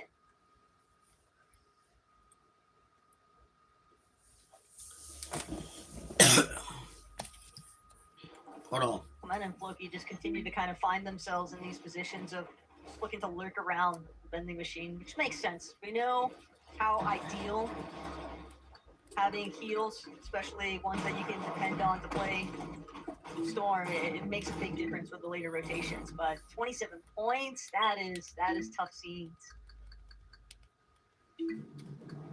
Again, once we get to this point in the competition, right, if you don't have a good game 3, we start looking at teams as like it's win or nothing, right? Either you win the game or you're in the LCQ. What's having to be rebooted isn't the best sign for this team's fortunes moving forward. Again, they are still within range of calling on consistency, but a bad game here could really hurt their chances. Latte Landing has, even though it doesn't seem like there's been a team directly pressuring them, it does seem like they've been cut off from their surge opportunities. And knowing that Walks was rebooted, almost curious to see whether or not they'll be able to do enough recovery to not have to deal with the woes of surge later on, because we've seen teams that haven't had to go through those reboot instances, and yet they're still struggling to maintain above that damage threshold later on in these zones. O'Reilly and Reason, they're nestled in a pretty solid position right now. Consistency has definitely been the name of the game for these two so far. Absolutely. They've been incredibly impressive. Obviously, last game, we saw them both having to sort of split up and just try and solo clutch. And Reason was the one that ended up surviving the longest between the two, but it wasn't long enough for them to have been too satisfied, I imagine. So hopefully this time around, both of them will be up, fighting and thriving together. Nice little 5-5-5 scenario here, though, for Ju and Country. And for Country underneath, I mean, he's holding his own pizza, right? Like, this is a team that's certainly not struggling for heals by any means. But things are quiet over by Painted Palms. I think so many duos are just you can spot these surge bases off in the distance. So that's naturally going to adjust how teams choose to kind of rotate around. Absolutely. They've got to have their routes planned. You obviously will have an understanding of where teams like to base up around you, and so you plan around that and figure out the most optimal routes. What do we have going on here at Riptide? We obviously have seen Jewel and Strap take these fights in the zone and find success from them. It's going to be really up to Jewel to try and do it alone here. Really pull off the 1v2. Iggy and Iron, I mean, this has just been the full-on recovery tour for them. We saw Iron earlier on over by Battlewood as a solo, so the fact that he had to head all the way towards Riptides and play with a reboot, I think that drew the attention of Jewel and Strap initially, but now they might have felt more than they could chew here. Jewel jumps immediately into the box, but Iron not going to be able to hold out. Iggy now looking to see if he can save his teammate from being fully eliminated here, but Jewel is just dancing around the box, and there's no way for Iggy to close out these shots, and now third party overhead. Jewel will finally be eliminated here, but the damage has already been done. Iggy is so incredibly low, and with another team keeping tabs on the action over by Riptides, it's going to be difficult for them to actually press outwards. Plus, they took so much damage that Net Surge cannot be all that beneficial. I'm glad they won that fight, because had they not, we would have had to have an uncomfortable conversation. You can't be losing that one, and thankfully they don't, but it was a lot closer than it needed to be. Props to Jewel there for making it tough, and again, making the rest of their game tough now for them to recover and get back into the game. It will continue to be a journey. Glub and Ghosty, one of the big surprises, I think, of this heat so far as how they've been able to perform in that last game, especially. All they're really trying to do is see that they don't lose that rhythm throughout the course of today's matches, because it's one thing to get off to a hot start, but you have to make sure that you're also finishing strong in this type of competition, especially when so many more surprise factors begin to play a part here because of those teams, like you mentioned, that don't have the consistency. But the lurk play from Nasix and Lovero, this time it will be a success for them. Clapsy eliminated. Gil fighting for his life, but Lovero also taken down in response here. Gil trying to see if he can bring down Nasix with it, but a little bit of a standstill, a little bit of a pause. Nasix and Lovero, what I thought was initially just going to be an outright success. I mean, they were not expecting this bite back from Gil, and he is holding his own. We obviously saw just how much they struggled in that last game. On the receiving end of a lot of eclipse, it felt like, but we'll forget that and hope they can try and make something out of this one. Much better position as far as Surge goes compared to last game. So if we can get Clapsy up, maybe there'll be something they can do to save face a bit here. Deep into the storm. It'll go. A little bit of a look back into where the success was. Lovero just full-on tunnel visioning there. Just comes back, fight him in the end, but sometimes that's just the way things go. Can't really fault them for wanting to just close things out very quickly. I mean, how often do we witness third party coming into effect whenever you're taking just slightly too long with some of these Bro, where's fights? Mr. So, Savage, bro? makes sense. Yeah, we see that a lot. Ooh, okay. I was interested in where these two are at. For people who are just tuning in now, we're looking at Ghosty and Tayson, who has his name as Luka Doncic right now, paying homage to his Slovenian countrymen. And they have started the day poorly. Taking out Osborne in the first two games, not being able to rack up any points whatsoever. And here in game 3, finally getting an opportunity to put some points on the board. What the fuck is costly? So they're going to have to make it count. If they have any chance of falling on consistency now, they're going to have to make sure this game and the next two after are filled with points. It's always opportunity for that bounce back, and this would definitely be the lobby to go for it. A lot of trouble right now, though, for Mates. Exactly. Only so many places left for them to run, especially when you find yourself underneath the damage threshold. I mean, they have to connect some shots for Surge. We're going to have to just take whatever shots they can find, but post and Clement, similar position. All of these teams just kind of settling into the same layer of congestion, forcing fights against each other, looking for angles, whatever they can find, but it's going to be Floki and Clement who just barely managed to come out on top, still so low, and they're just going to wait. It's getting desperate now, just trying to break into their box, and that makes it all too easy for Floki to line up the finishing shots. But still, only 42 above, so a little bit of wiggle room, but a long ways to go. Yeah, Flokito doing his best there. These two, again, if you've been watching EU for a long time, you'll know just how proficient they can be in box fights, right? Always great when they have players running at them in those positions, the composure, the experience to know when to edit, when to interrupt people's momentum and their rhythm. And it was a great showcase of that there.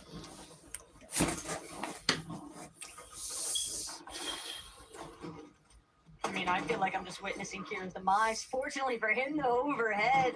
He's got a little bit of siphon now off of Nazix, but he's still below on the overall Surge threshold. Trying to see if he can get some additional tags from players looking to rotate in off those overdrive grenades. 4 above now. So Keto will be able to just try and send himself forward, get a little bit more towards that edge of zone. It's just tough here, 11, because he's going to be forced to drop all the way down, try to be out of sight, out of mind, wherever possible. And we'll get an opportunity to recuperate his shields to being full, but he's still going to have to find another refresh. And as a solo, that's just so difficult to do. I think the silver lining for him is that with the materials he has and the nades, you know, he can't go down at this point in the game, right? He's got to stay in there a bit longer.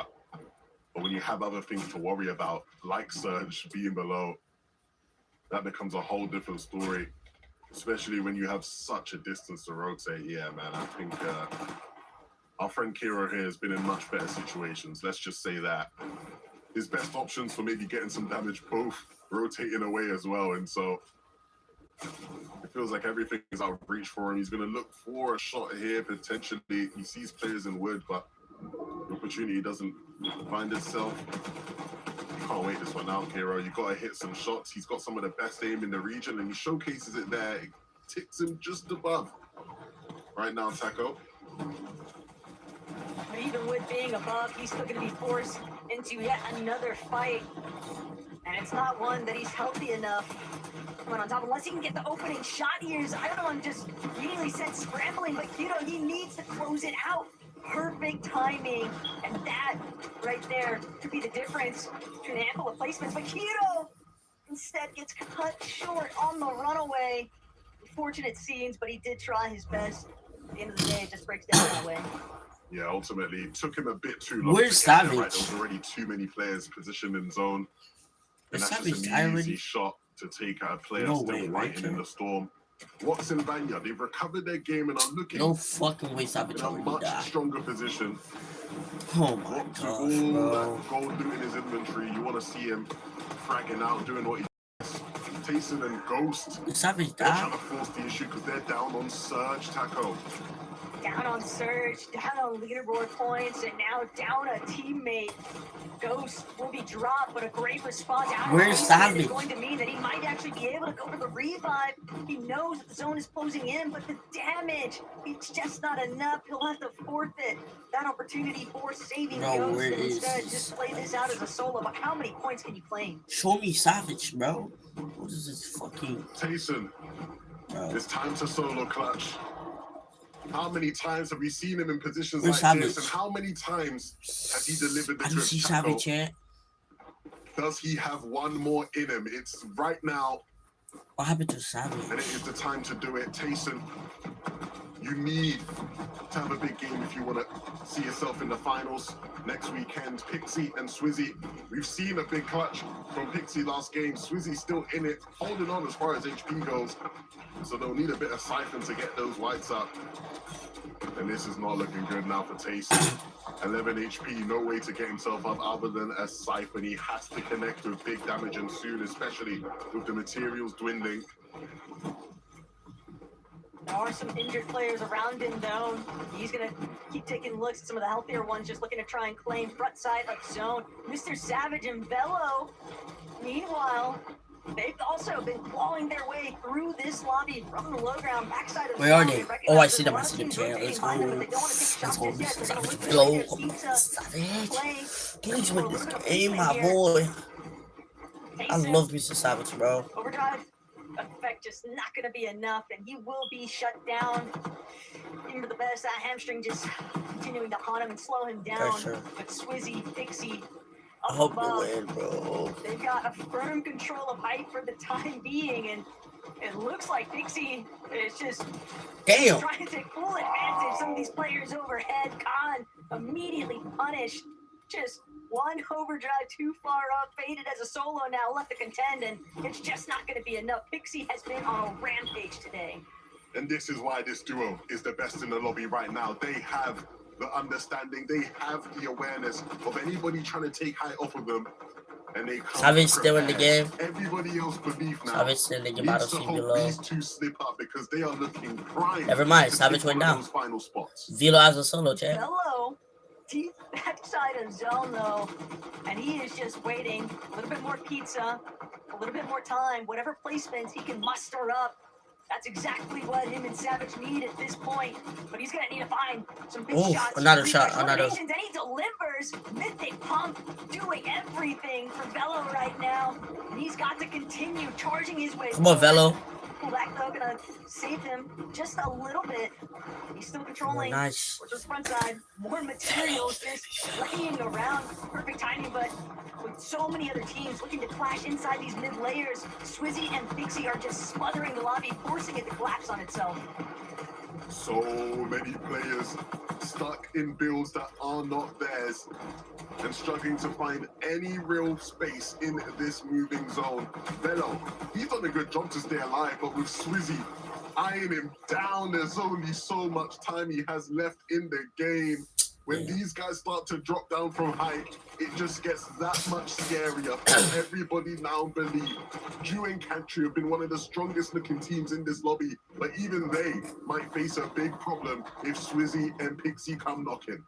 And all Zany and Burke are looking to do right now is play spoiler. They've got a front side position, but who's going to be the first one to step up? For Hawa, taken down by Rosie, now Pixie, Swizzy, they just continue hammering away at the lobby. Everyone's stuck inside of these lower layers. It's all up to Swizzy and Pixie to just keep shutting them down. Bird now left as a solo. Efrozy still running around with AZ at the backside, but Jew gonna send himself upwards. They gotta try and make their way over the hill, but Pixie will actually be taken out. Cantry with a little bit of life here, and he finds another onto Swizzy. The lobby has just turned itself upside down now. Cantry and Jew, they're looking to send themselves to the Major One finals here. All they gotta do is take out Efrozy, but Efrozy plays spoiler. Jew has fallen. It's all up to Cantry. Can he do it yet again for his teammate? A healthy duo underneath him for the most part. And Cantry, not enough HP, but he turns it around. Wait. Jew, What the fuck?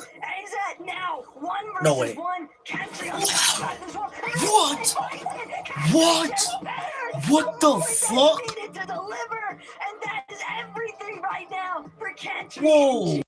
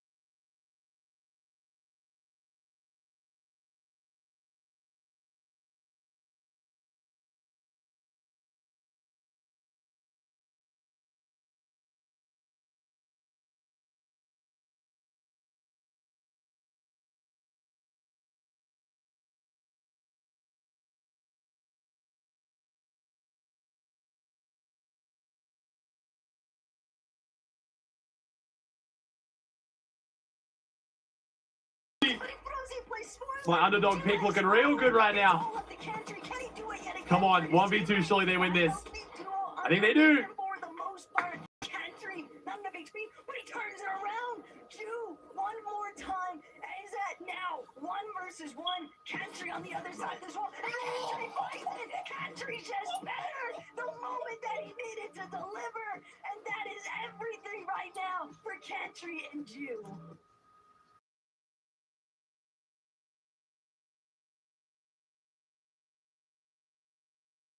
That is crazy. Well, chat. I'll be coming back. I will take a break.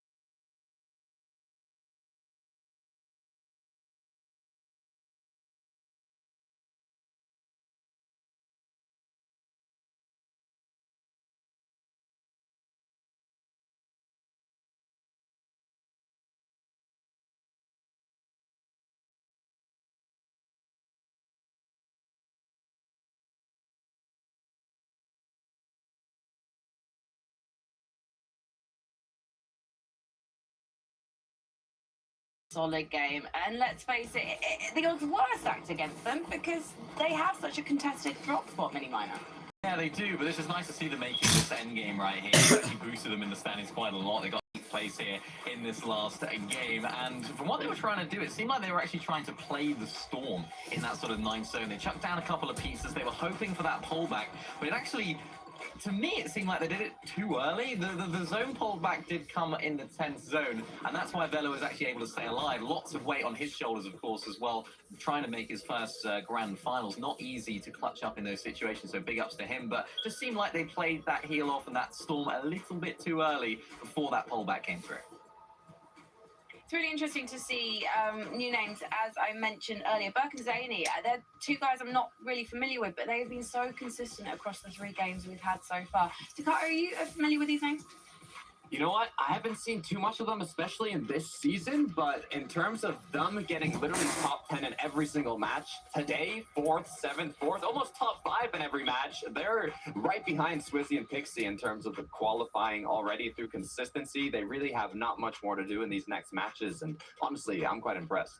I'm impressed, but I want to see what they can do in a grand final against Europe's best of the best. 2 more games remain, though, before we find out who makes it.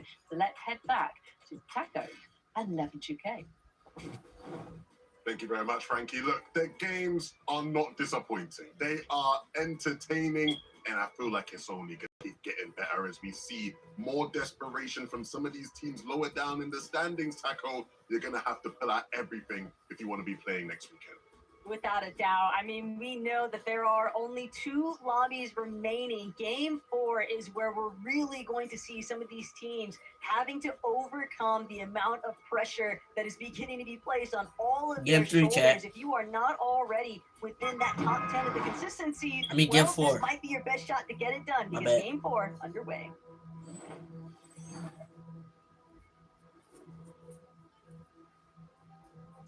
What I'm really waiting to see, the 11, is whether or not Tayson and Ghost are going to be able to go on the recovery tour of a lifetime. We saw them finally touch down on Squibbly in the last lobby, albeit it was with a little bit of woes behind it since there was a third-party intervention kind of tagging away, chipping away at their HP, but we did see them at least make it to the end game. It's just about pushing all the way through, and that's where things start to become rather complicated because they are not the only team that is looking for that same kind of mentality.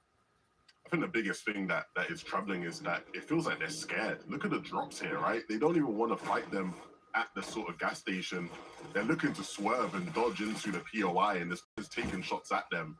And so already starting with an HP disadvantage. Thankfully, those players will take shots at Terry as well. And so hopefully they can recover things now. 49th for 49th and the 19th is not what they were expecting out of today thus far, but we've seen people overcome bigger hurdles with 2 games left. And so it's going to require an all-time performance from the 2, but definitely talented enough players to make something happen. Zany and Burke, incredibly consistent today. I believe they are 2nd when it comes to consistency standings. And so one of the teams who right now is looking very comfortable when it comes to securing a consistency place for the major finals. The team that a lot of people are going to have to learn a bit more about because he definitely looked better than what maybe people would have given him credit for. I think it's really just the momentum too. They've been consistently contested by Iki and Ein, and yet have come out on top practically every single lobby so far, I want to say. And with that in mind, I mean, it's such a huge catalyst, I think, for player confidence. But now, Ghost, just at the perfect timing, managing to close out on a knock there. No. But Tayson just dropped so incredibly low. Both him and Ghost are just not able to really duke it out with the AP, but Ghost does get the siphon, finds a body there, but he had to split away momentarily from Tayson. So now Exterior will also have the opportunity to kind of recuperate his shields too. This is a tough spot to be in. This is Major 1 finals, avoiding last chance qualifier, potentially on the line here right now for Ghost and Tayson. You can see Ghost, he's looking to see if he can find an angle on this shot through some of his old builds, but Exterior is not going to make it easy for him. Ghost with the jump overhead and the crushing finish there now out of Exterior, but they've been collapsed on teams witnessing what was taking place elsewhere. Zoomer and Yeah. Fury fully at the They have to winning make it point. SCQ, bro. Well, It didn't matter who came out on top of that. They were bound to fail with the third party coming through. A disastrous outcome for Tayson and Ghost in particular. I mean, if you who were there, again fight, you will be would on still many lost. people's So. prediction was to qualify. They only have 2 games to muster up enough points to maybe squeeze their way into the top 10 most consistent teams. It is going to be a massive mountain to climb. Crete has his own mountain to climb now in a 2v1 here. That doesn't look too favorable. On the worst part as well for today is just knowing that they were so much closer in terms of consistency. 65 points, but B gonna be taken out. Faded and Khan have rolled up to the vicinity now. They're a little bit local, but Faded will be sent the opposite direction off that overdrive. A little bit awkward here, but it's not going to deter them too heavily. They are still looking to chase this one out. They know just how weak this actually is, but it's going to be intercepted right now from Clapsy and killed. Faded, Khan. Now they're contending with an entirely new duo here, one that is healthy enough to definitely push back. So that'll cause them to have a little bit of a second thought for continuing this engagement. Yeah, he's flying towards these guys. Wanted to maybe close things out quickly. Specs and Muse, we've seen them fighting defensively to some success, and we might see it again here. Swizzy and Pixie, you don't ever want to bite off more than you can chew. Swizzy will do well to keep Pixie up and get him away. Can he create the space to get the revive off? Specs and Muse not to get him too greedy and just backing off a bit, but that might be their demise. Pixie does get taken out, and so now Swizzy forced alone in between 2 teams. He is truly stuck in between a rock and a hard place. He has to hope that these guys forget about him and just allow the time to pass by. That did not go how I was expecting it to, Taco. If anything, it might have even indirectly helped Swizzy out a bit with that third-party presence, but Oregon Nagi, they're not going to stick around, and surely Muru's Specs are going to realize this, and they know what kind of contenders those two can be. Checking in, though, to see what actually happened. Faded and Khan, they're punctual. They're willing to put an end to everything that they start, and the fact of the matter is that's just another 3 elimination points that they can add to the count. Extracito, though, alongside Dora, they're looking to go big or go home realistically. These lofty points, every elimination, every single placement is going to be the difference maker. We saw how much of a nail biter it came down to in yesterday's heats. How so many teams were able to actually overlap and overcome in the final moments there to just squeeze themselves into that top 10 for the consistency side of things. But for Dora and Extracito, it's only Cora that remains. Misha having already been eliminated pretty early on, but overdrive grenades just sending them a bit more scattered here. Or trying to buy some time, but that's going to be the last overdrive. Now it's all about, can you tuck yourself away in the build long enough, just delay. A lot of pizza slices here, at least, but both sides being aggressive. Dora, though, not able to find the closing shots. Fortunately for Dora, Extracito is right there. Back him up, but a little bit messier than what they would have hoped for. Yeah, almost gave but I hope Savage Qual, bro. the one away.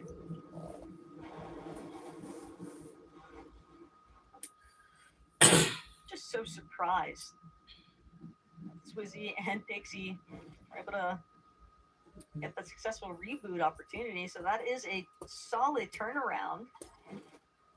O'Reilly and Reason, though, they've done a great job. We touched on it a little bit in the last Lobby 11 in terms of Reason and O'Reilly just looking to play largely for the consistency metrics. And while they are still inside Drop 50. that placement area, it's a little bit too close for comfort. They want to try and see if they can further overcome, see if they can continue Let's go. to Velo build and up Savage. on that leaderboard section. Looking fresh. I They believe changed something all up. they really need to do is stay true to their methods, because so far it has worked out relatively well for them. Checking back in, though. Mr. Savage and Velo, that solo clutch out of Velo to turn up with the 8th place finish. It was a huge difference maker in their leaderboard standing. Yeah, I mean, again, now if you're a Savage fan, you're gonna hope that they can really just squeeze as much out of the rest of these games as possible. Time is ticking away.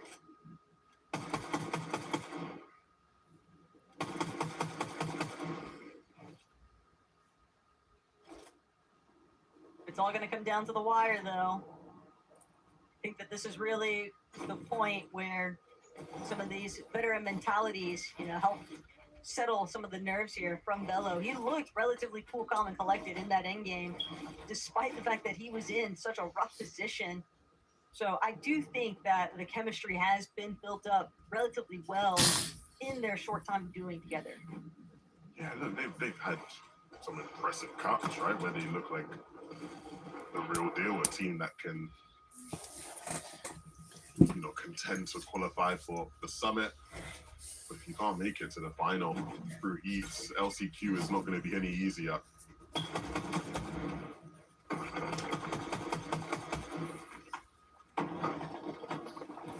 Vanya and Walks really just trying to establish a little bit of building side control, claiming a lot of space right now, kind of keeping Kaisers and Gonzo at bay too. Main thing now for Kaisers and Gonzo that they're going to have to take into account is it won't be easy to rotate off without Walks and Vanya potentially moving first, because you never want to get pieced up along the way. Yeah, I feel like for these guys, there's a lot to prove.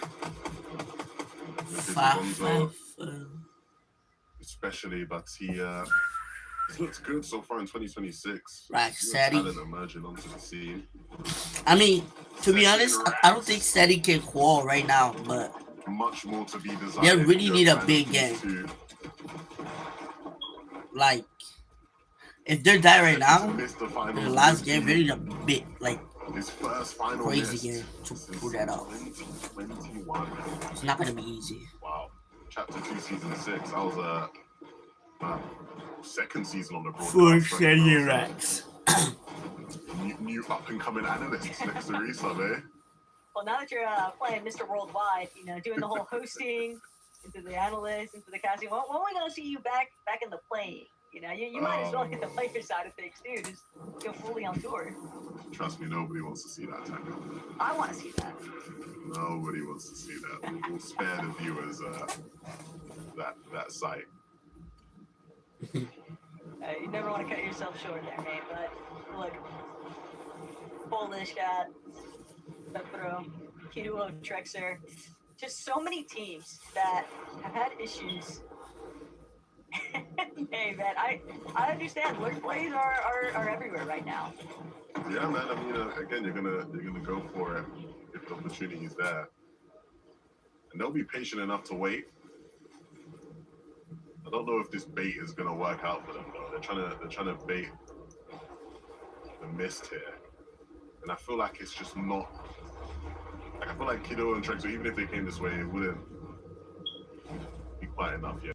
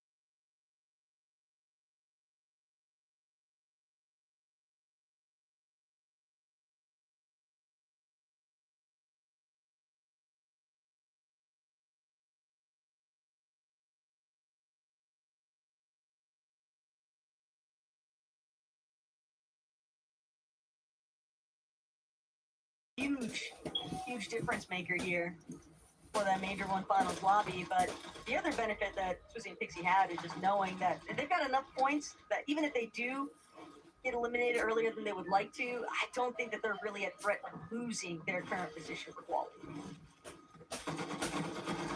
Yeah, no, these guys are safe. They're going to qualify regardless of what happens. And so we'll see just how much of a spoiler they play to the rest of the lobby. We've seen some teams do that already. Cough, cough, heat one. And so let's see how much drama these guys can cause with how they choose to play the rest of these games. Down below on Surge, though, so we're bigging them up. They do have to put in some effort into this game if they want to stay in it for much longer. Asking shall receive, Pixie and Swizzy, wasting no time, getting some good tags in, but it's still, well, the Surge is definitely jumping for them as the rest of the lobby also continues to build on their net Surge, but Seti and Rax, they're starting to get a bit desperate here now. Shields fully down now for Seti. Rax is soon to follow. They can't get some more shots going. Surge is going to take them out before they even get a real fighting chance in this lobby. Seti just trying to chase down Specs. Yudu's looking to just keep charging forward. Wants to get away from this lobby. They can smell the desperation clinging to Seti and Rax as they continue chasing this one out. But Specs, he's incredibly low too. Rax, Seti, this might be their best chance to go for the refresh. They're going to need some Siphon to come into play here if they want to keep charging through this one. And Rax, Seti, they'll find one. Can they get the other? Because Rax, he still can't afford to take these ticks in Storm, and he's not going to be able to work his way into zone. Seti with the Siphon will be fine, but now he's left as a solo. This is going to be tough. He needs to squeeze more points out of this game, but it's just not going to be an easy one. And now there's a player in his box. That is it for Seti and Rax. If you want to see them in the major finals, they're going to have to win game number 5. But let's see who wins game number 4 here. A fight for the pad up on the top of the mountain peak between Wox and Gonzo. Pixie and Swizzy on the other side of the zone, planning their rotation. And a good spot to take it though as well. They have the elevation advantage. Wox loses Vanya in this exchange at the top of the mountain for the launch pad. So we've seen Vanya clutch to the attacker. We're going to have to see Wox do it now. Wox is certainly capable of doing just that, but first wants to see if he can try and pinpoint some damage to just be able to focus exclusively on where he wants to send himself with his overdrive grenade. So far, no one's really revealed enough of themselves to really provide Wox an ample opportunity, but now Jewel, shot's just not going to hit though, and one more time, the Surge threshold just continues to climb a little bit further out of reach here. Up and down though, some shots will connect there for Wox. The later rotating duos. Shumich not going to be able to survive, and that is a great time for the knock to come through here for Wox, but of course, he can't afford to go for that body loot anytime soon. He's just going to choose to stay in this elevated position. As a solo, decent amount of material, now climbing his way through that Surge threshold. There is some serious opportunity here to clutch things out. It's not a bad spot to be in whatsoever. An update on Swizzy and Pixie. How are they playing in this lobby? Up against Dan Puzo, they take him down. And again, the aggression from these two is what we want to see. Maybe a peek into how they'll be playing in next weekend's final lobbies. Big game for Savage and Velo, though, Taco. There's some teams that are very injured directly underneath them. Velo, Savage, they can smell it. They want to go entirely for those finishes, but I'm not going to be able to claim them just yet. They'll have to pull back. They don't want to forfeit the secondary height position. Whether or not they know that it's Wox as a solo just above them, doesn't matter. They're looking to just try and stay moving with the zone. Nice. Fedora tried to go aggressive onto Savage there. Unfortunately, Savage and Velo are going to be able to turn that one around. That might also give them a further extension in this game. Now looking healthy on that Surge threshold, but the materials, they're going to need more. They've got some heals to work with, handful of splashes, but now stuck at the backside of zone. Teams that have already made their way in. That slight hiccup dealing with Dora has caused them to just be a little bit behind the pack. They have to conceal themselves a little bit better and also be fully aware of so many teams ahead of them just lurking on these walls. You see Fury and Zuma up top, looking comfy, but for how much longer? That will be the question. There will be teams in this lobby that look to take it from them. Swizzy and Pixie, their job is not finished. They will continue their ascension towards the Damn. top of the standings. Pixie gets caught in a box, and so that leaves Swizzy fighting alone. Solid scenes though for Reason and Noah Riley. They're gonna head straight towards that low side front side. Where's down. Savage? Ford and Nagi a little bit caught up right now with Fury and Zoomer, but at the same time here, this might be exactly what Nagi and Ford were after, because Pick managed to overtake height. They don't have a whole lot of materials, but it might not matter with the way that the zone is pulling. They're just going to choose to continue ascending upwards. They've got the front side position, and they're looking to just try and suppress everyone else. Gonzo still sticking towards that low tier, but Noah Riley and Reason could really play a lot of the low ground here. They've got so much material. They're just going to keep claiming some space, but Reason, I think his intentions might be to go up. Don't blame him. You know, that's where he wants to be. It might be Where's too Savage? high for him to keep climbing, though. Just enough to get up on some elevation. Forg, Nagi, oh, dearie me. Forg will take some fall damage. And they will look up now for Bro, height. so Savage, goddamn. Can't get down. Maybe he might I have think the element Savage- of I think surprise Savage here, died. though. Problem is, whoever he drops Yeah, on Savage died. is likely going to be able to get Not him blind. out. Fortunately, the materials aren't going to be enough, but it's Gonzo who gets ruined in the process. Nagi needed that shot. He needed the siphon, but he's still trying to play. Bro, I hate this broadcast, bro. That's gotta be another one. Nagi is just fully locking in despite Forge's slip up. It doesn't matter. Nagi is not deterred. He knows just how much they need every single one of these placement points. No O'Reilly Reason. They're not going to meet the same fate though. They've now comfortably taken over the high ground, and Nagi, his run might be cut short here. There are two players that the fans in Dusseldorf will want to see winning games, and that is Noah Riley and Reason, and this just might be their chance to secure a spot to do it. Noah and Reason up in the skies looking to shock their opponents into the storm. We've seen clutches already in this tournament, but will this just be the classic high win from Reason and Noah? How many years of competitive Fortnite have we seen them do this? Too many. Noah and Reason will be playing in our major finals. That is what the fans wanted to see, Taco. And they were looking so solid throughout the course of the lobbies. Day 11, so to see them finally bring one home, that's got to be a huge celebration coming through for Reason and Noah Riley. But Frankie, what do y'all have to say? That was a smooth peanut butter mini mine. I feel like we called that win probably in the 10th zone. Yeah, we did. It was just frenzy up on high. It just seemed like everyone was trying to go for it, chopping down, so many players trying to take it. And at that point in the competition, everyone's trying to go for it. Some of the teams that are further on down to Carter, they need a win, so they try and go up and just do anything that it takes to get there. But sometimes it just takes that experience. It takes that that level of patience, I suppose, from a team and two players that have played for such a long time at the top level, just to know it's all right. We'll play our maps. We'll try and find some refreshes on mid-ground and then take the height later on down the line to win the game.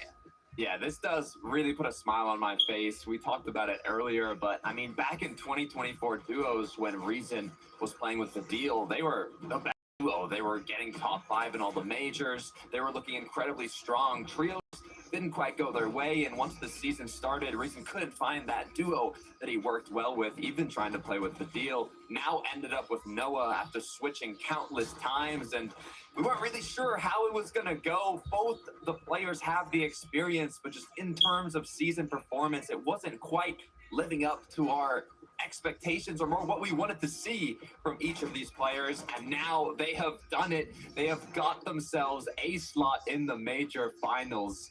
This is what you love to see. There are 11 more spots in those finals up for grabs and one more game to go. So let's head to a break. And when we come back, we'll be getting things ready for game 5.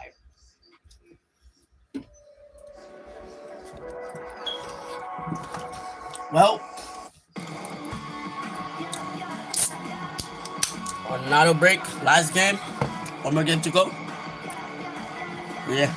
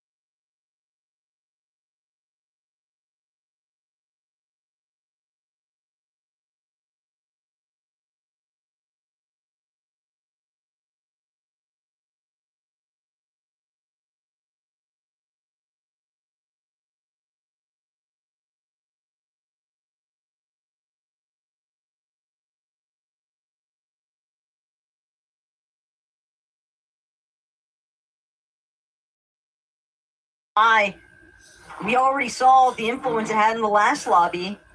And yet again, Tayson Ghost have an incredibly difficult uphill battle. It is win or last chance qualifier. Come on, They're Savage. staring down the barrel of. Yeah, I mean, again, the reality is many people want to see it, right? You want to see it because we're big fans of these players and their history and all the amazing moments they've shown us.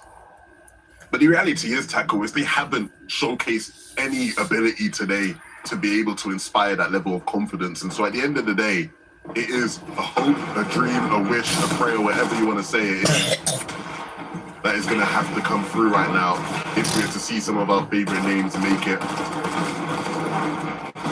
Doesn't help either for a team like Frenex. When you're sitting at 68 points, sure, 100 might look out of reach, but realistically, one good lobby could be the difference. But Frenex brings only so incredibly low. Thankfully, his duo able to back him up, so they will keep the ball rolling here in this final match of the day at Painted Palms. Things just a little bit too dicey. You can definitely start to see some of the discomfort and just the overall nerves beginning to reapply themselves because teams are recognizing the fact that this is their last opportunity to try and avoid the last chance qualifier. Ice in your veins. That's what you need here. You can't be nervous. The moment can't be too big for you to handle. We're going to see a Fizz shock play right happen. They will actually catch them out. Oh, Collapsy, that is beautiful. It needed that, that's for sure. Kill. Trying to see if they can keep gathering that momentum. With Collapsy being so healthy, though, it'd be very easy for him to now take over the aggressive front. Jax, though, getting to benefit just a little bit off of that Flowberry nade. Slightly unfortunate, but still not going to prevent Collapsy from finding yet another 50 chunk out of that shield. Killed. Now completely healthy, back to 200. Willing to just try and dive back in. His duo's already finished the sequence of events, though, and Collapsy with 2 solid eliminations here. Yeah, and the reality is that's 2 teams that are trying to fight their way in. A replay of this one here. Look at that. Oh my Knew God. exactly which way he was going to exit the box and had the Damn. piece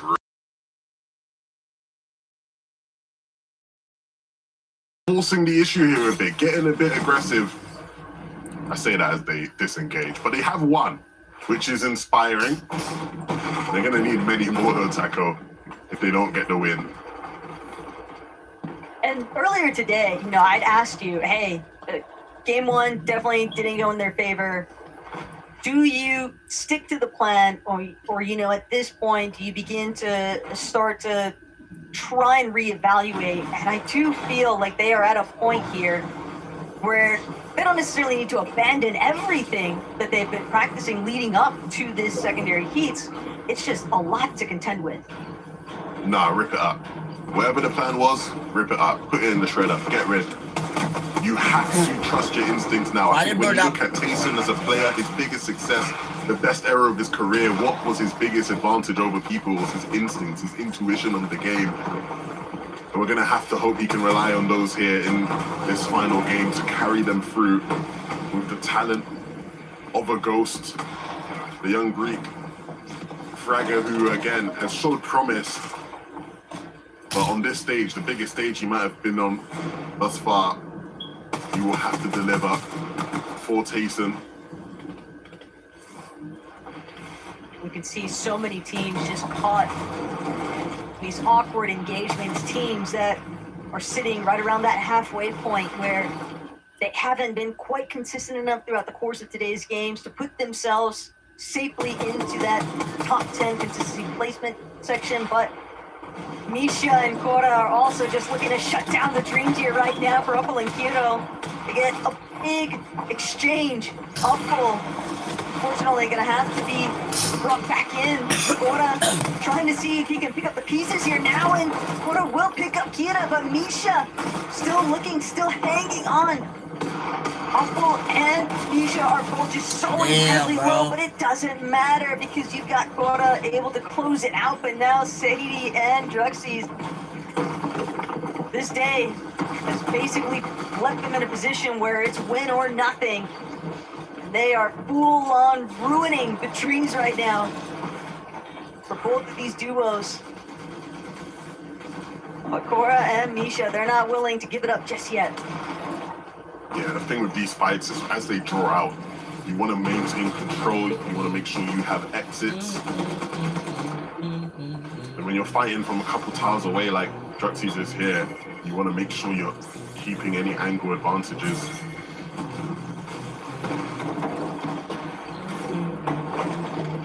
Still just haven't been able to really draw in fully onto where Misha and Cora are at, and I feel this is kind of just fizzled out now for Sadie and Druxies, but they're still willing to give a little bit of chase. They know that they're going to need a big showing if they want this day to not result in just a last chance qualifier appearance. But for Misha and Cora, this could also be the moment that is able to essentially jumpstart their ability to make a really solid endgame finish. It's good, good eliminations, but that's not going to be the case here. Sadie will find Cora, and Druxies on the other side cuts off Misha. So that will be the conclusion to their Major 1 finals for the time being. It's all up to the last chance qualifier now in that duo. That's going to be something we say for a lot of the different teams as this game continues to take on. Why everybody start here? Druxies and Sadie trying to make sure that we're not saying it about them. It won't be easy. Dora and Extracito knocking on the door. They're running out of whites. Dora gonna need something soon. Druxies got plenty to work with. Maybe the pizza.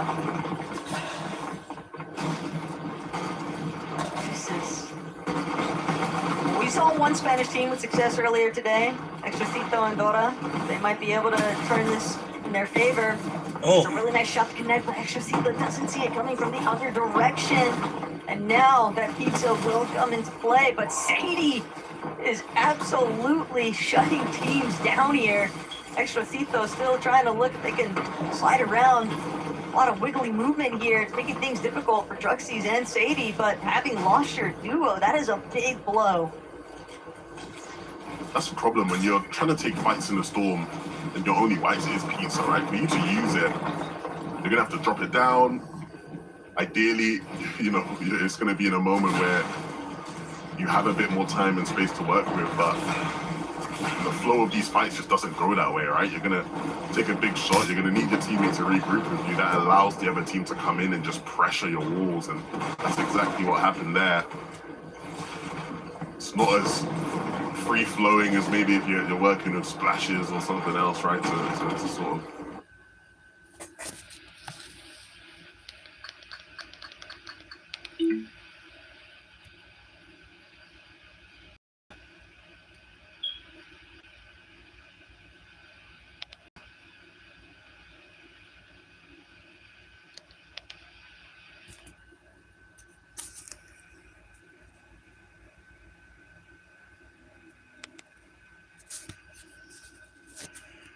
Surge is probably looking pretty solid, but on that same note, you have to push past teams that are just going to be settled in much better positions in comparison to a duo arriving so late.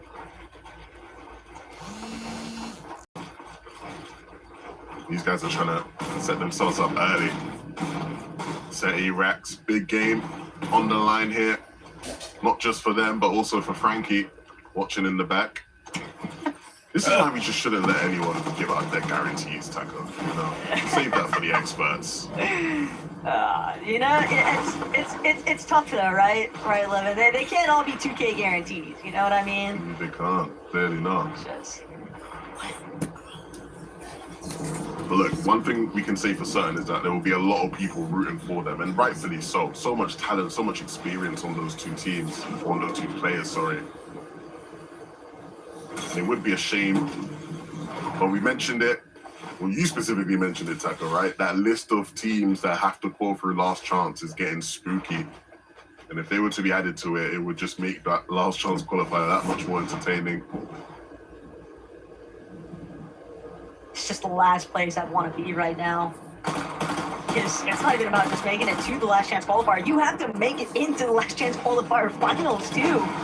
And when there are so many strong contenders just already being factored into that from heats alone, on top of the ones that just weren't even in heats to begin with, again, it does become a little bit daunting. And I do feel for the players that have to kind of make their way forward through that option, but Mr. Savage and Velo, they're certainly a duo that is trying to avoid that at all cost, and they are within striking range. I mean, 73 points heading into this fifth lobby, 23rd position, but when you look at where 15th was at in the cutoff, being 101 points, they are very realistically in the range to take over, but it is going to come down to these two needing to have a very strong performance. It can't just be an 8th place finish of 4 eliminations. They need more. Yeah, they're gonna have to really pull out one of their best performances individually. 23 And points really, now. we've been saying it, but we keep saying it because it is the reality. There's just a lot of teams who it's just got to be a win. And as the zones get closer and closer, smaller and smaller, the space for people to set up to do just that becomes so much more difficult. It's good to see the position Tayson and Ghost are in, right? This is the best position we've seen them in all day long. And so hopefully that can convert into something more significant than what we've seen them produce in previous rounds. Heshka and Qual, again, a team that early on in the day, you know, had some inspiring moments, but ultimately went quiet.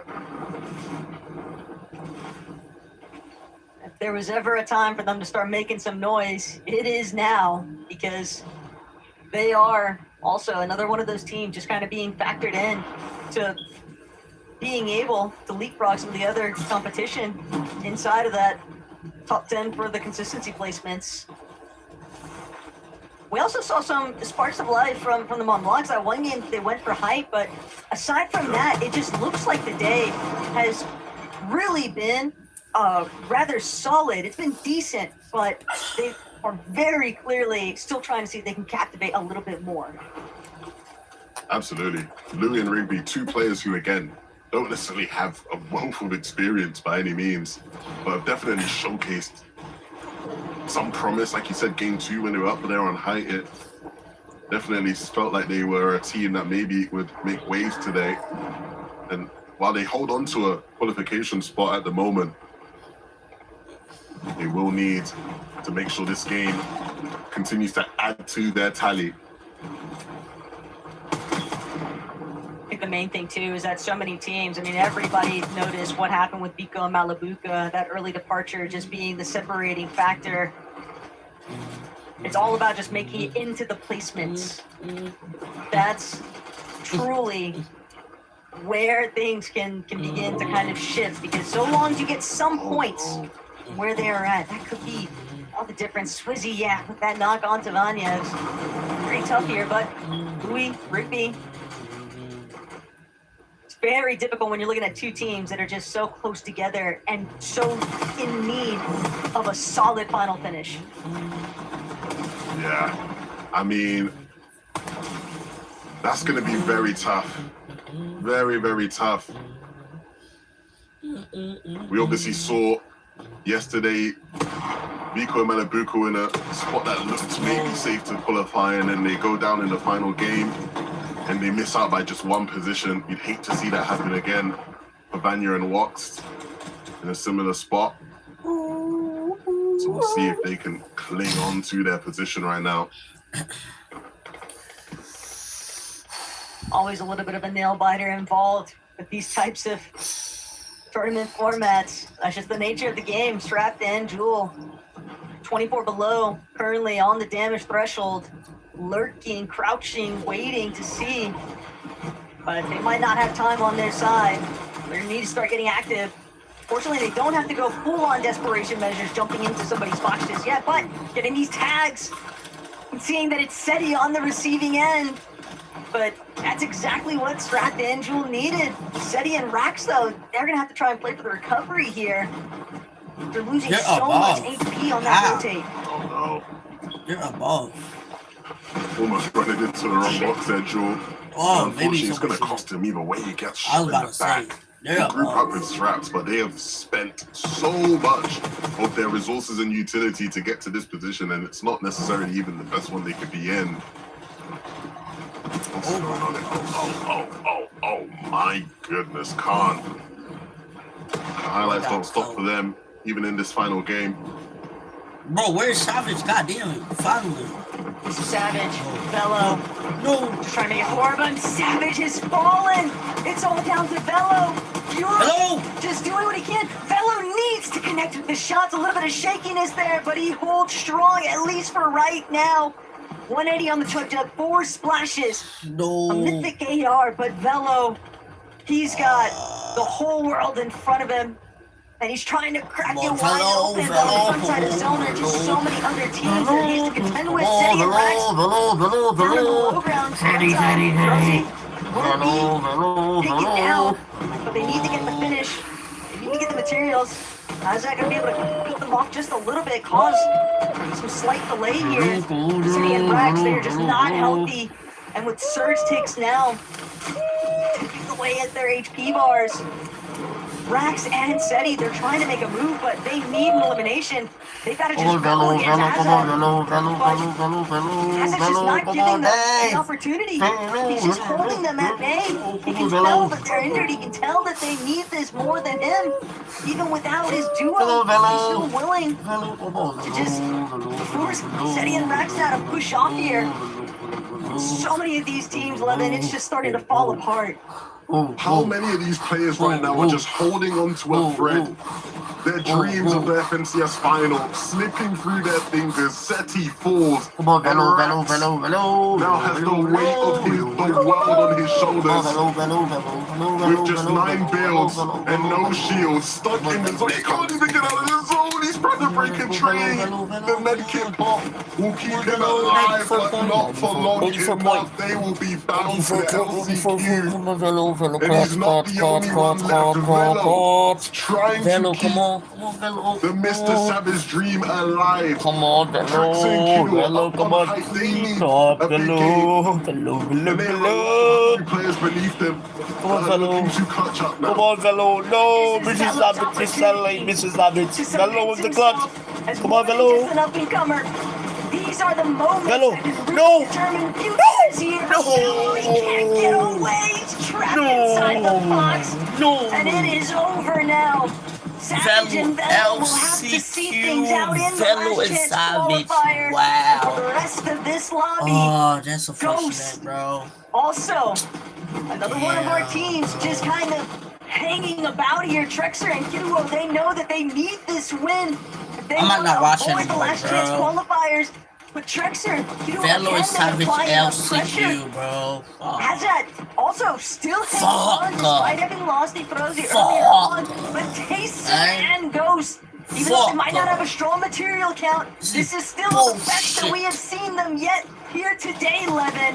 They've got some heals to work with. Get They you. want the attention of the high ground. They're trying to see if they can chop it out. Fuck, And sure enough, Trexer, man. he's set tumbling down. They're going for the gambit.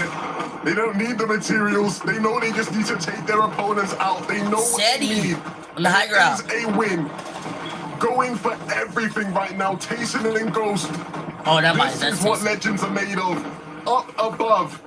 Can they continue Come on, to Tayson. close this lobby out? So many players still left. So many in the zone trying to find a way to stay in the game. Kaduo in the backside might just look for revenge against them. He will chop it. They will fall. Kaduo will rise, but not before falling on the front side. Tayson and Ghost still have an opportunity to regain the height.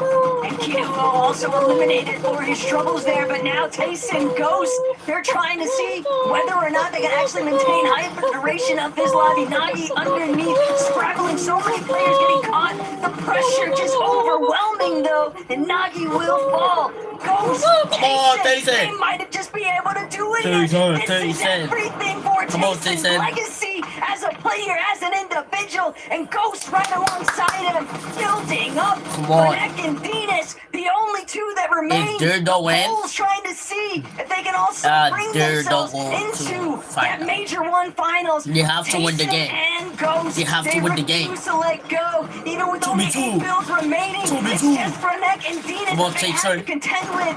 Where it's Tayson, removed go, from go, the Tayson, rover. go, A chop go. comes through. They win this for Dante sure. still For sure they pushing win. through, though. For Tayson sure they win. just Come on, needs to no. find the Don't shots. sell. Can Don't Ghost sell. make it Don't sell. happen? But I swear. Frenek No. opens the high No. ground. Tayson's No. been taken No. out. It's all 40. up to the balls to No. close this No. one now. No. Ghost might have No. something to say, though, and he can't get the shots. No. Frenek and Venus just stealing away the hopes right now No, for Tayson bro. and Ghost. A heartbreaking my scene, gosh, Levin, bro. but at the same time, the Poles just delivered. These guys have shown throughout the day that they Damn, have what bro. it takes to be a team that can play in the major finals. And big moments require big players, and that is what they have shown here. Frankie, break it all down. These guys deserve their Congratulations, spot. Frankie. That was an absolutely crazy Well, game of I'm watching pitch Frankie perfect commentary by the eating the fabulous paper right Levin now. and The Taco. notepaper. My word, the cinema we have seen today to Carson. I couldn't be more happy for Dinas and Frenek. I am speechless. I truly am. I was not sure which way it was going to go because both of the duos in those final moments needed this win to qualify themselves to the major I mean, finals. congratulations. Frenek with those last pumps connecting is what solidified that golden ticket. Throughout the day, 48th, 43rd, 21st was just not going their way. In the second to last match, they did get a 9th, and now with the win, have made it to the finals. I mean, when I was watching that, you just think, yeah, Tayson, it's the story, it's the classic. You knew he's going to do it right. Last game, hadn't had a good day, hadn't had a look at the top 10 all day, and then just turns up in the last game. But he just got foiled there at the end. I think it was a big shot from Frenek that shut him down, just opened up the door. And it looked as though that it kind of worked out for Tayson's team. They didn't have those extra materials, so the zone pulls back over the old builds. You think, right, they might have a chance right here, because of course they don't have the builds. But these guys just turned it down so quickly. Venus and Frenek, I mean, they're a team that we haven't seen loads of today, but that's what this format can do. It can soar you all the way up, and this was what I was talking about here. The shot from Frenek to drop down onto Tayson to hit that first shot. And Ghost had so much to do, but he couldn't end up doing it. But big ups to these guys, the qualifying 3. I mean, what a fantastic game 5 to wrap things up in Heat 2. With Tayson and Ghost able to perform like that under pressure, I think they've got some good chances in that last chance qualifier on Tuesday mini minor, because there are going to be 5 games. There's 5 spots still up for grabs. Hopefully, though, they're not going to leave it until the last game. Yeah, hopefully not. Hopefully they get there, of course. Hopefully they qualify through. Hopefully they stick together as well, because, of course, sometimes you do get some team switches, especially when they are newer players coming in. Maybe Tayson's having questions. Maybe Ghost is having questions right now, because I know Ghost even played with a different teammate for the first Divisional Cup this season. So I hope they do stick together. I hope they work through some of those mistakes. A lot of off-spawn troubles for them, really, when you look at their day as a whole. And it just all culminated into this performance at the end, where you thought it was going to happen for them, but it was just too little too late to Carlton.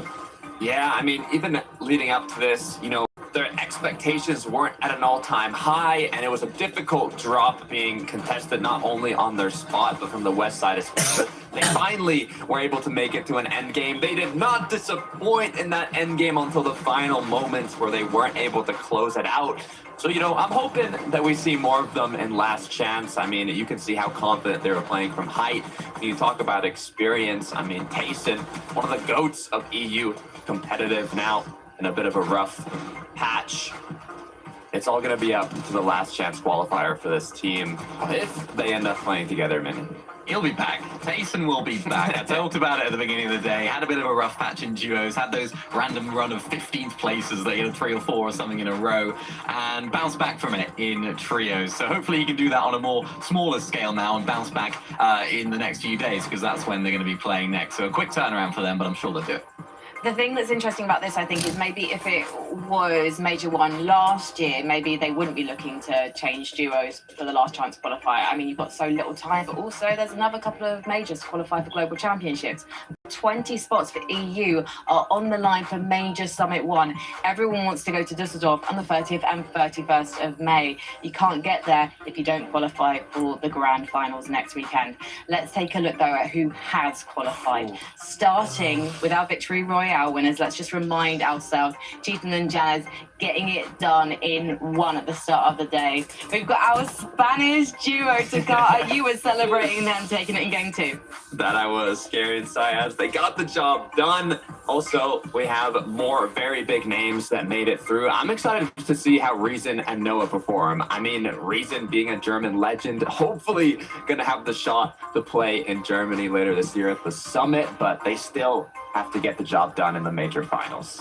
Every crowd on LAN loves him, so imagine him in front of his hometown. Actually, I don't know which city he's from. His home country crowd, I should say. Now, let's take a look then at the 10 duos who've qualified through consistency.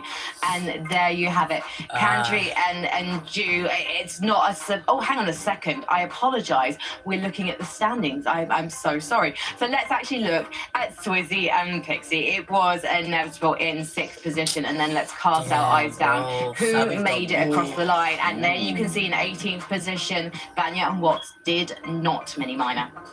I mean, this last chance qualifier is looking stacked. I don't even think there's 5 big names. Like, there's 20 big name teams to qualify through those 5-game wins. Like, there will inevitably mathematically be an upset in these last chance qualifiers.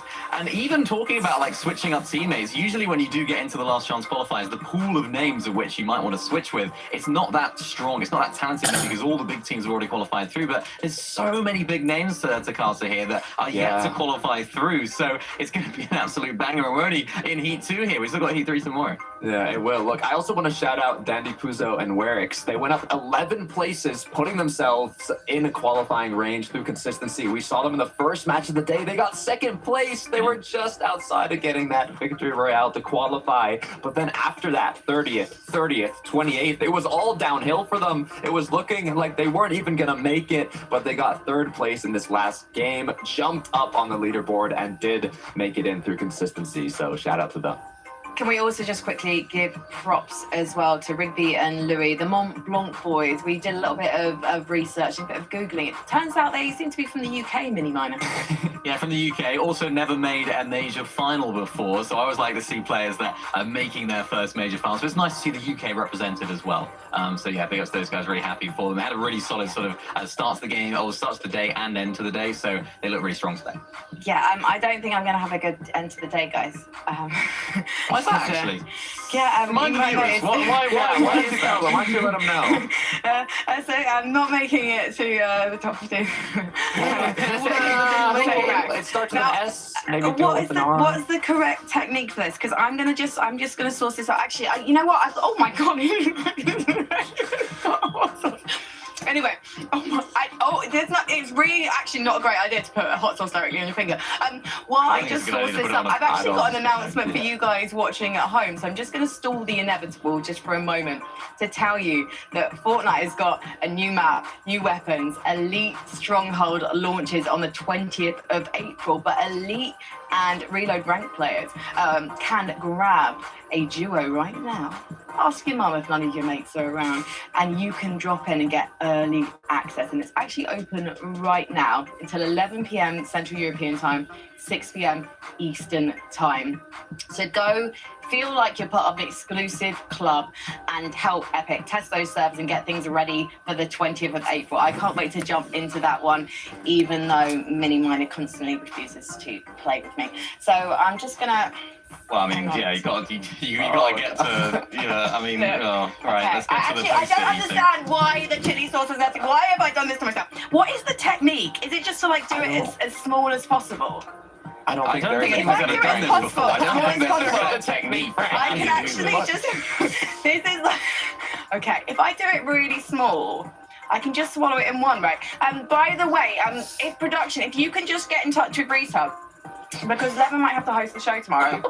So, I'm have to do the outro at this point. Oh my gosh.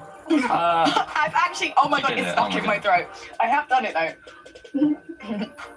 Oh my god, yeah. So Yeah, Reese Hub, if you're watching this, mate. We might need a new See you host. on the broadcast tomorrow. Oh my god, it actually stuck in How my did it throat. taste, actually? Was it Yeah. like Right, neighbour, neighbour, slightly yeah. bitter, synthetic taste from the adhesive? What was the verdict? Oh no, that's What was this horn sound?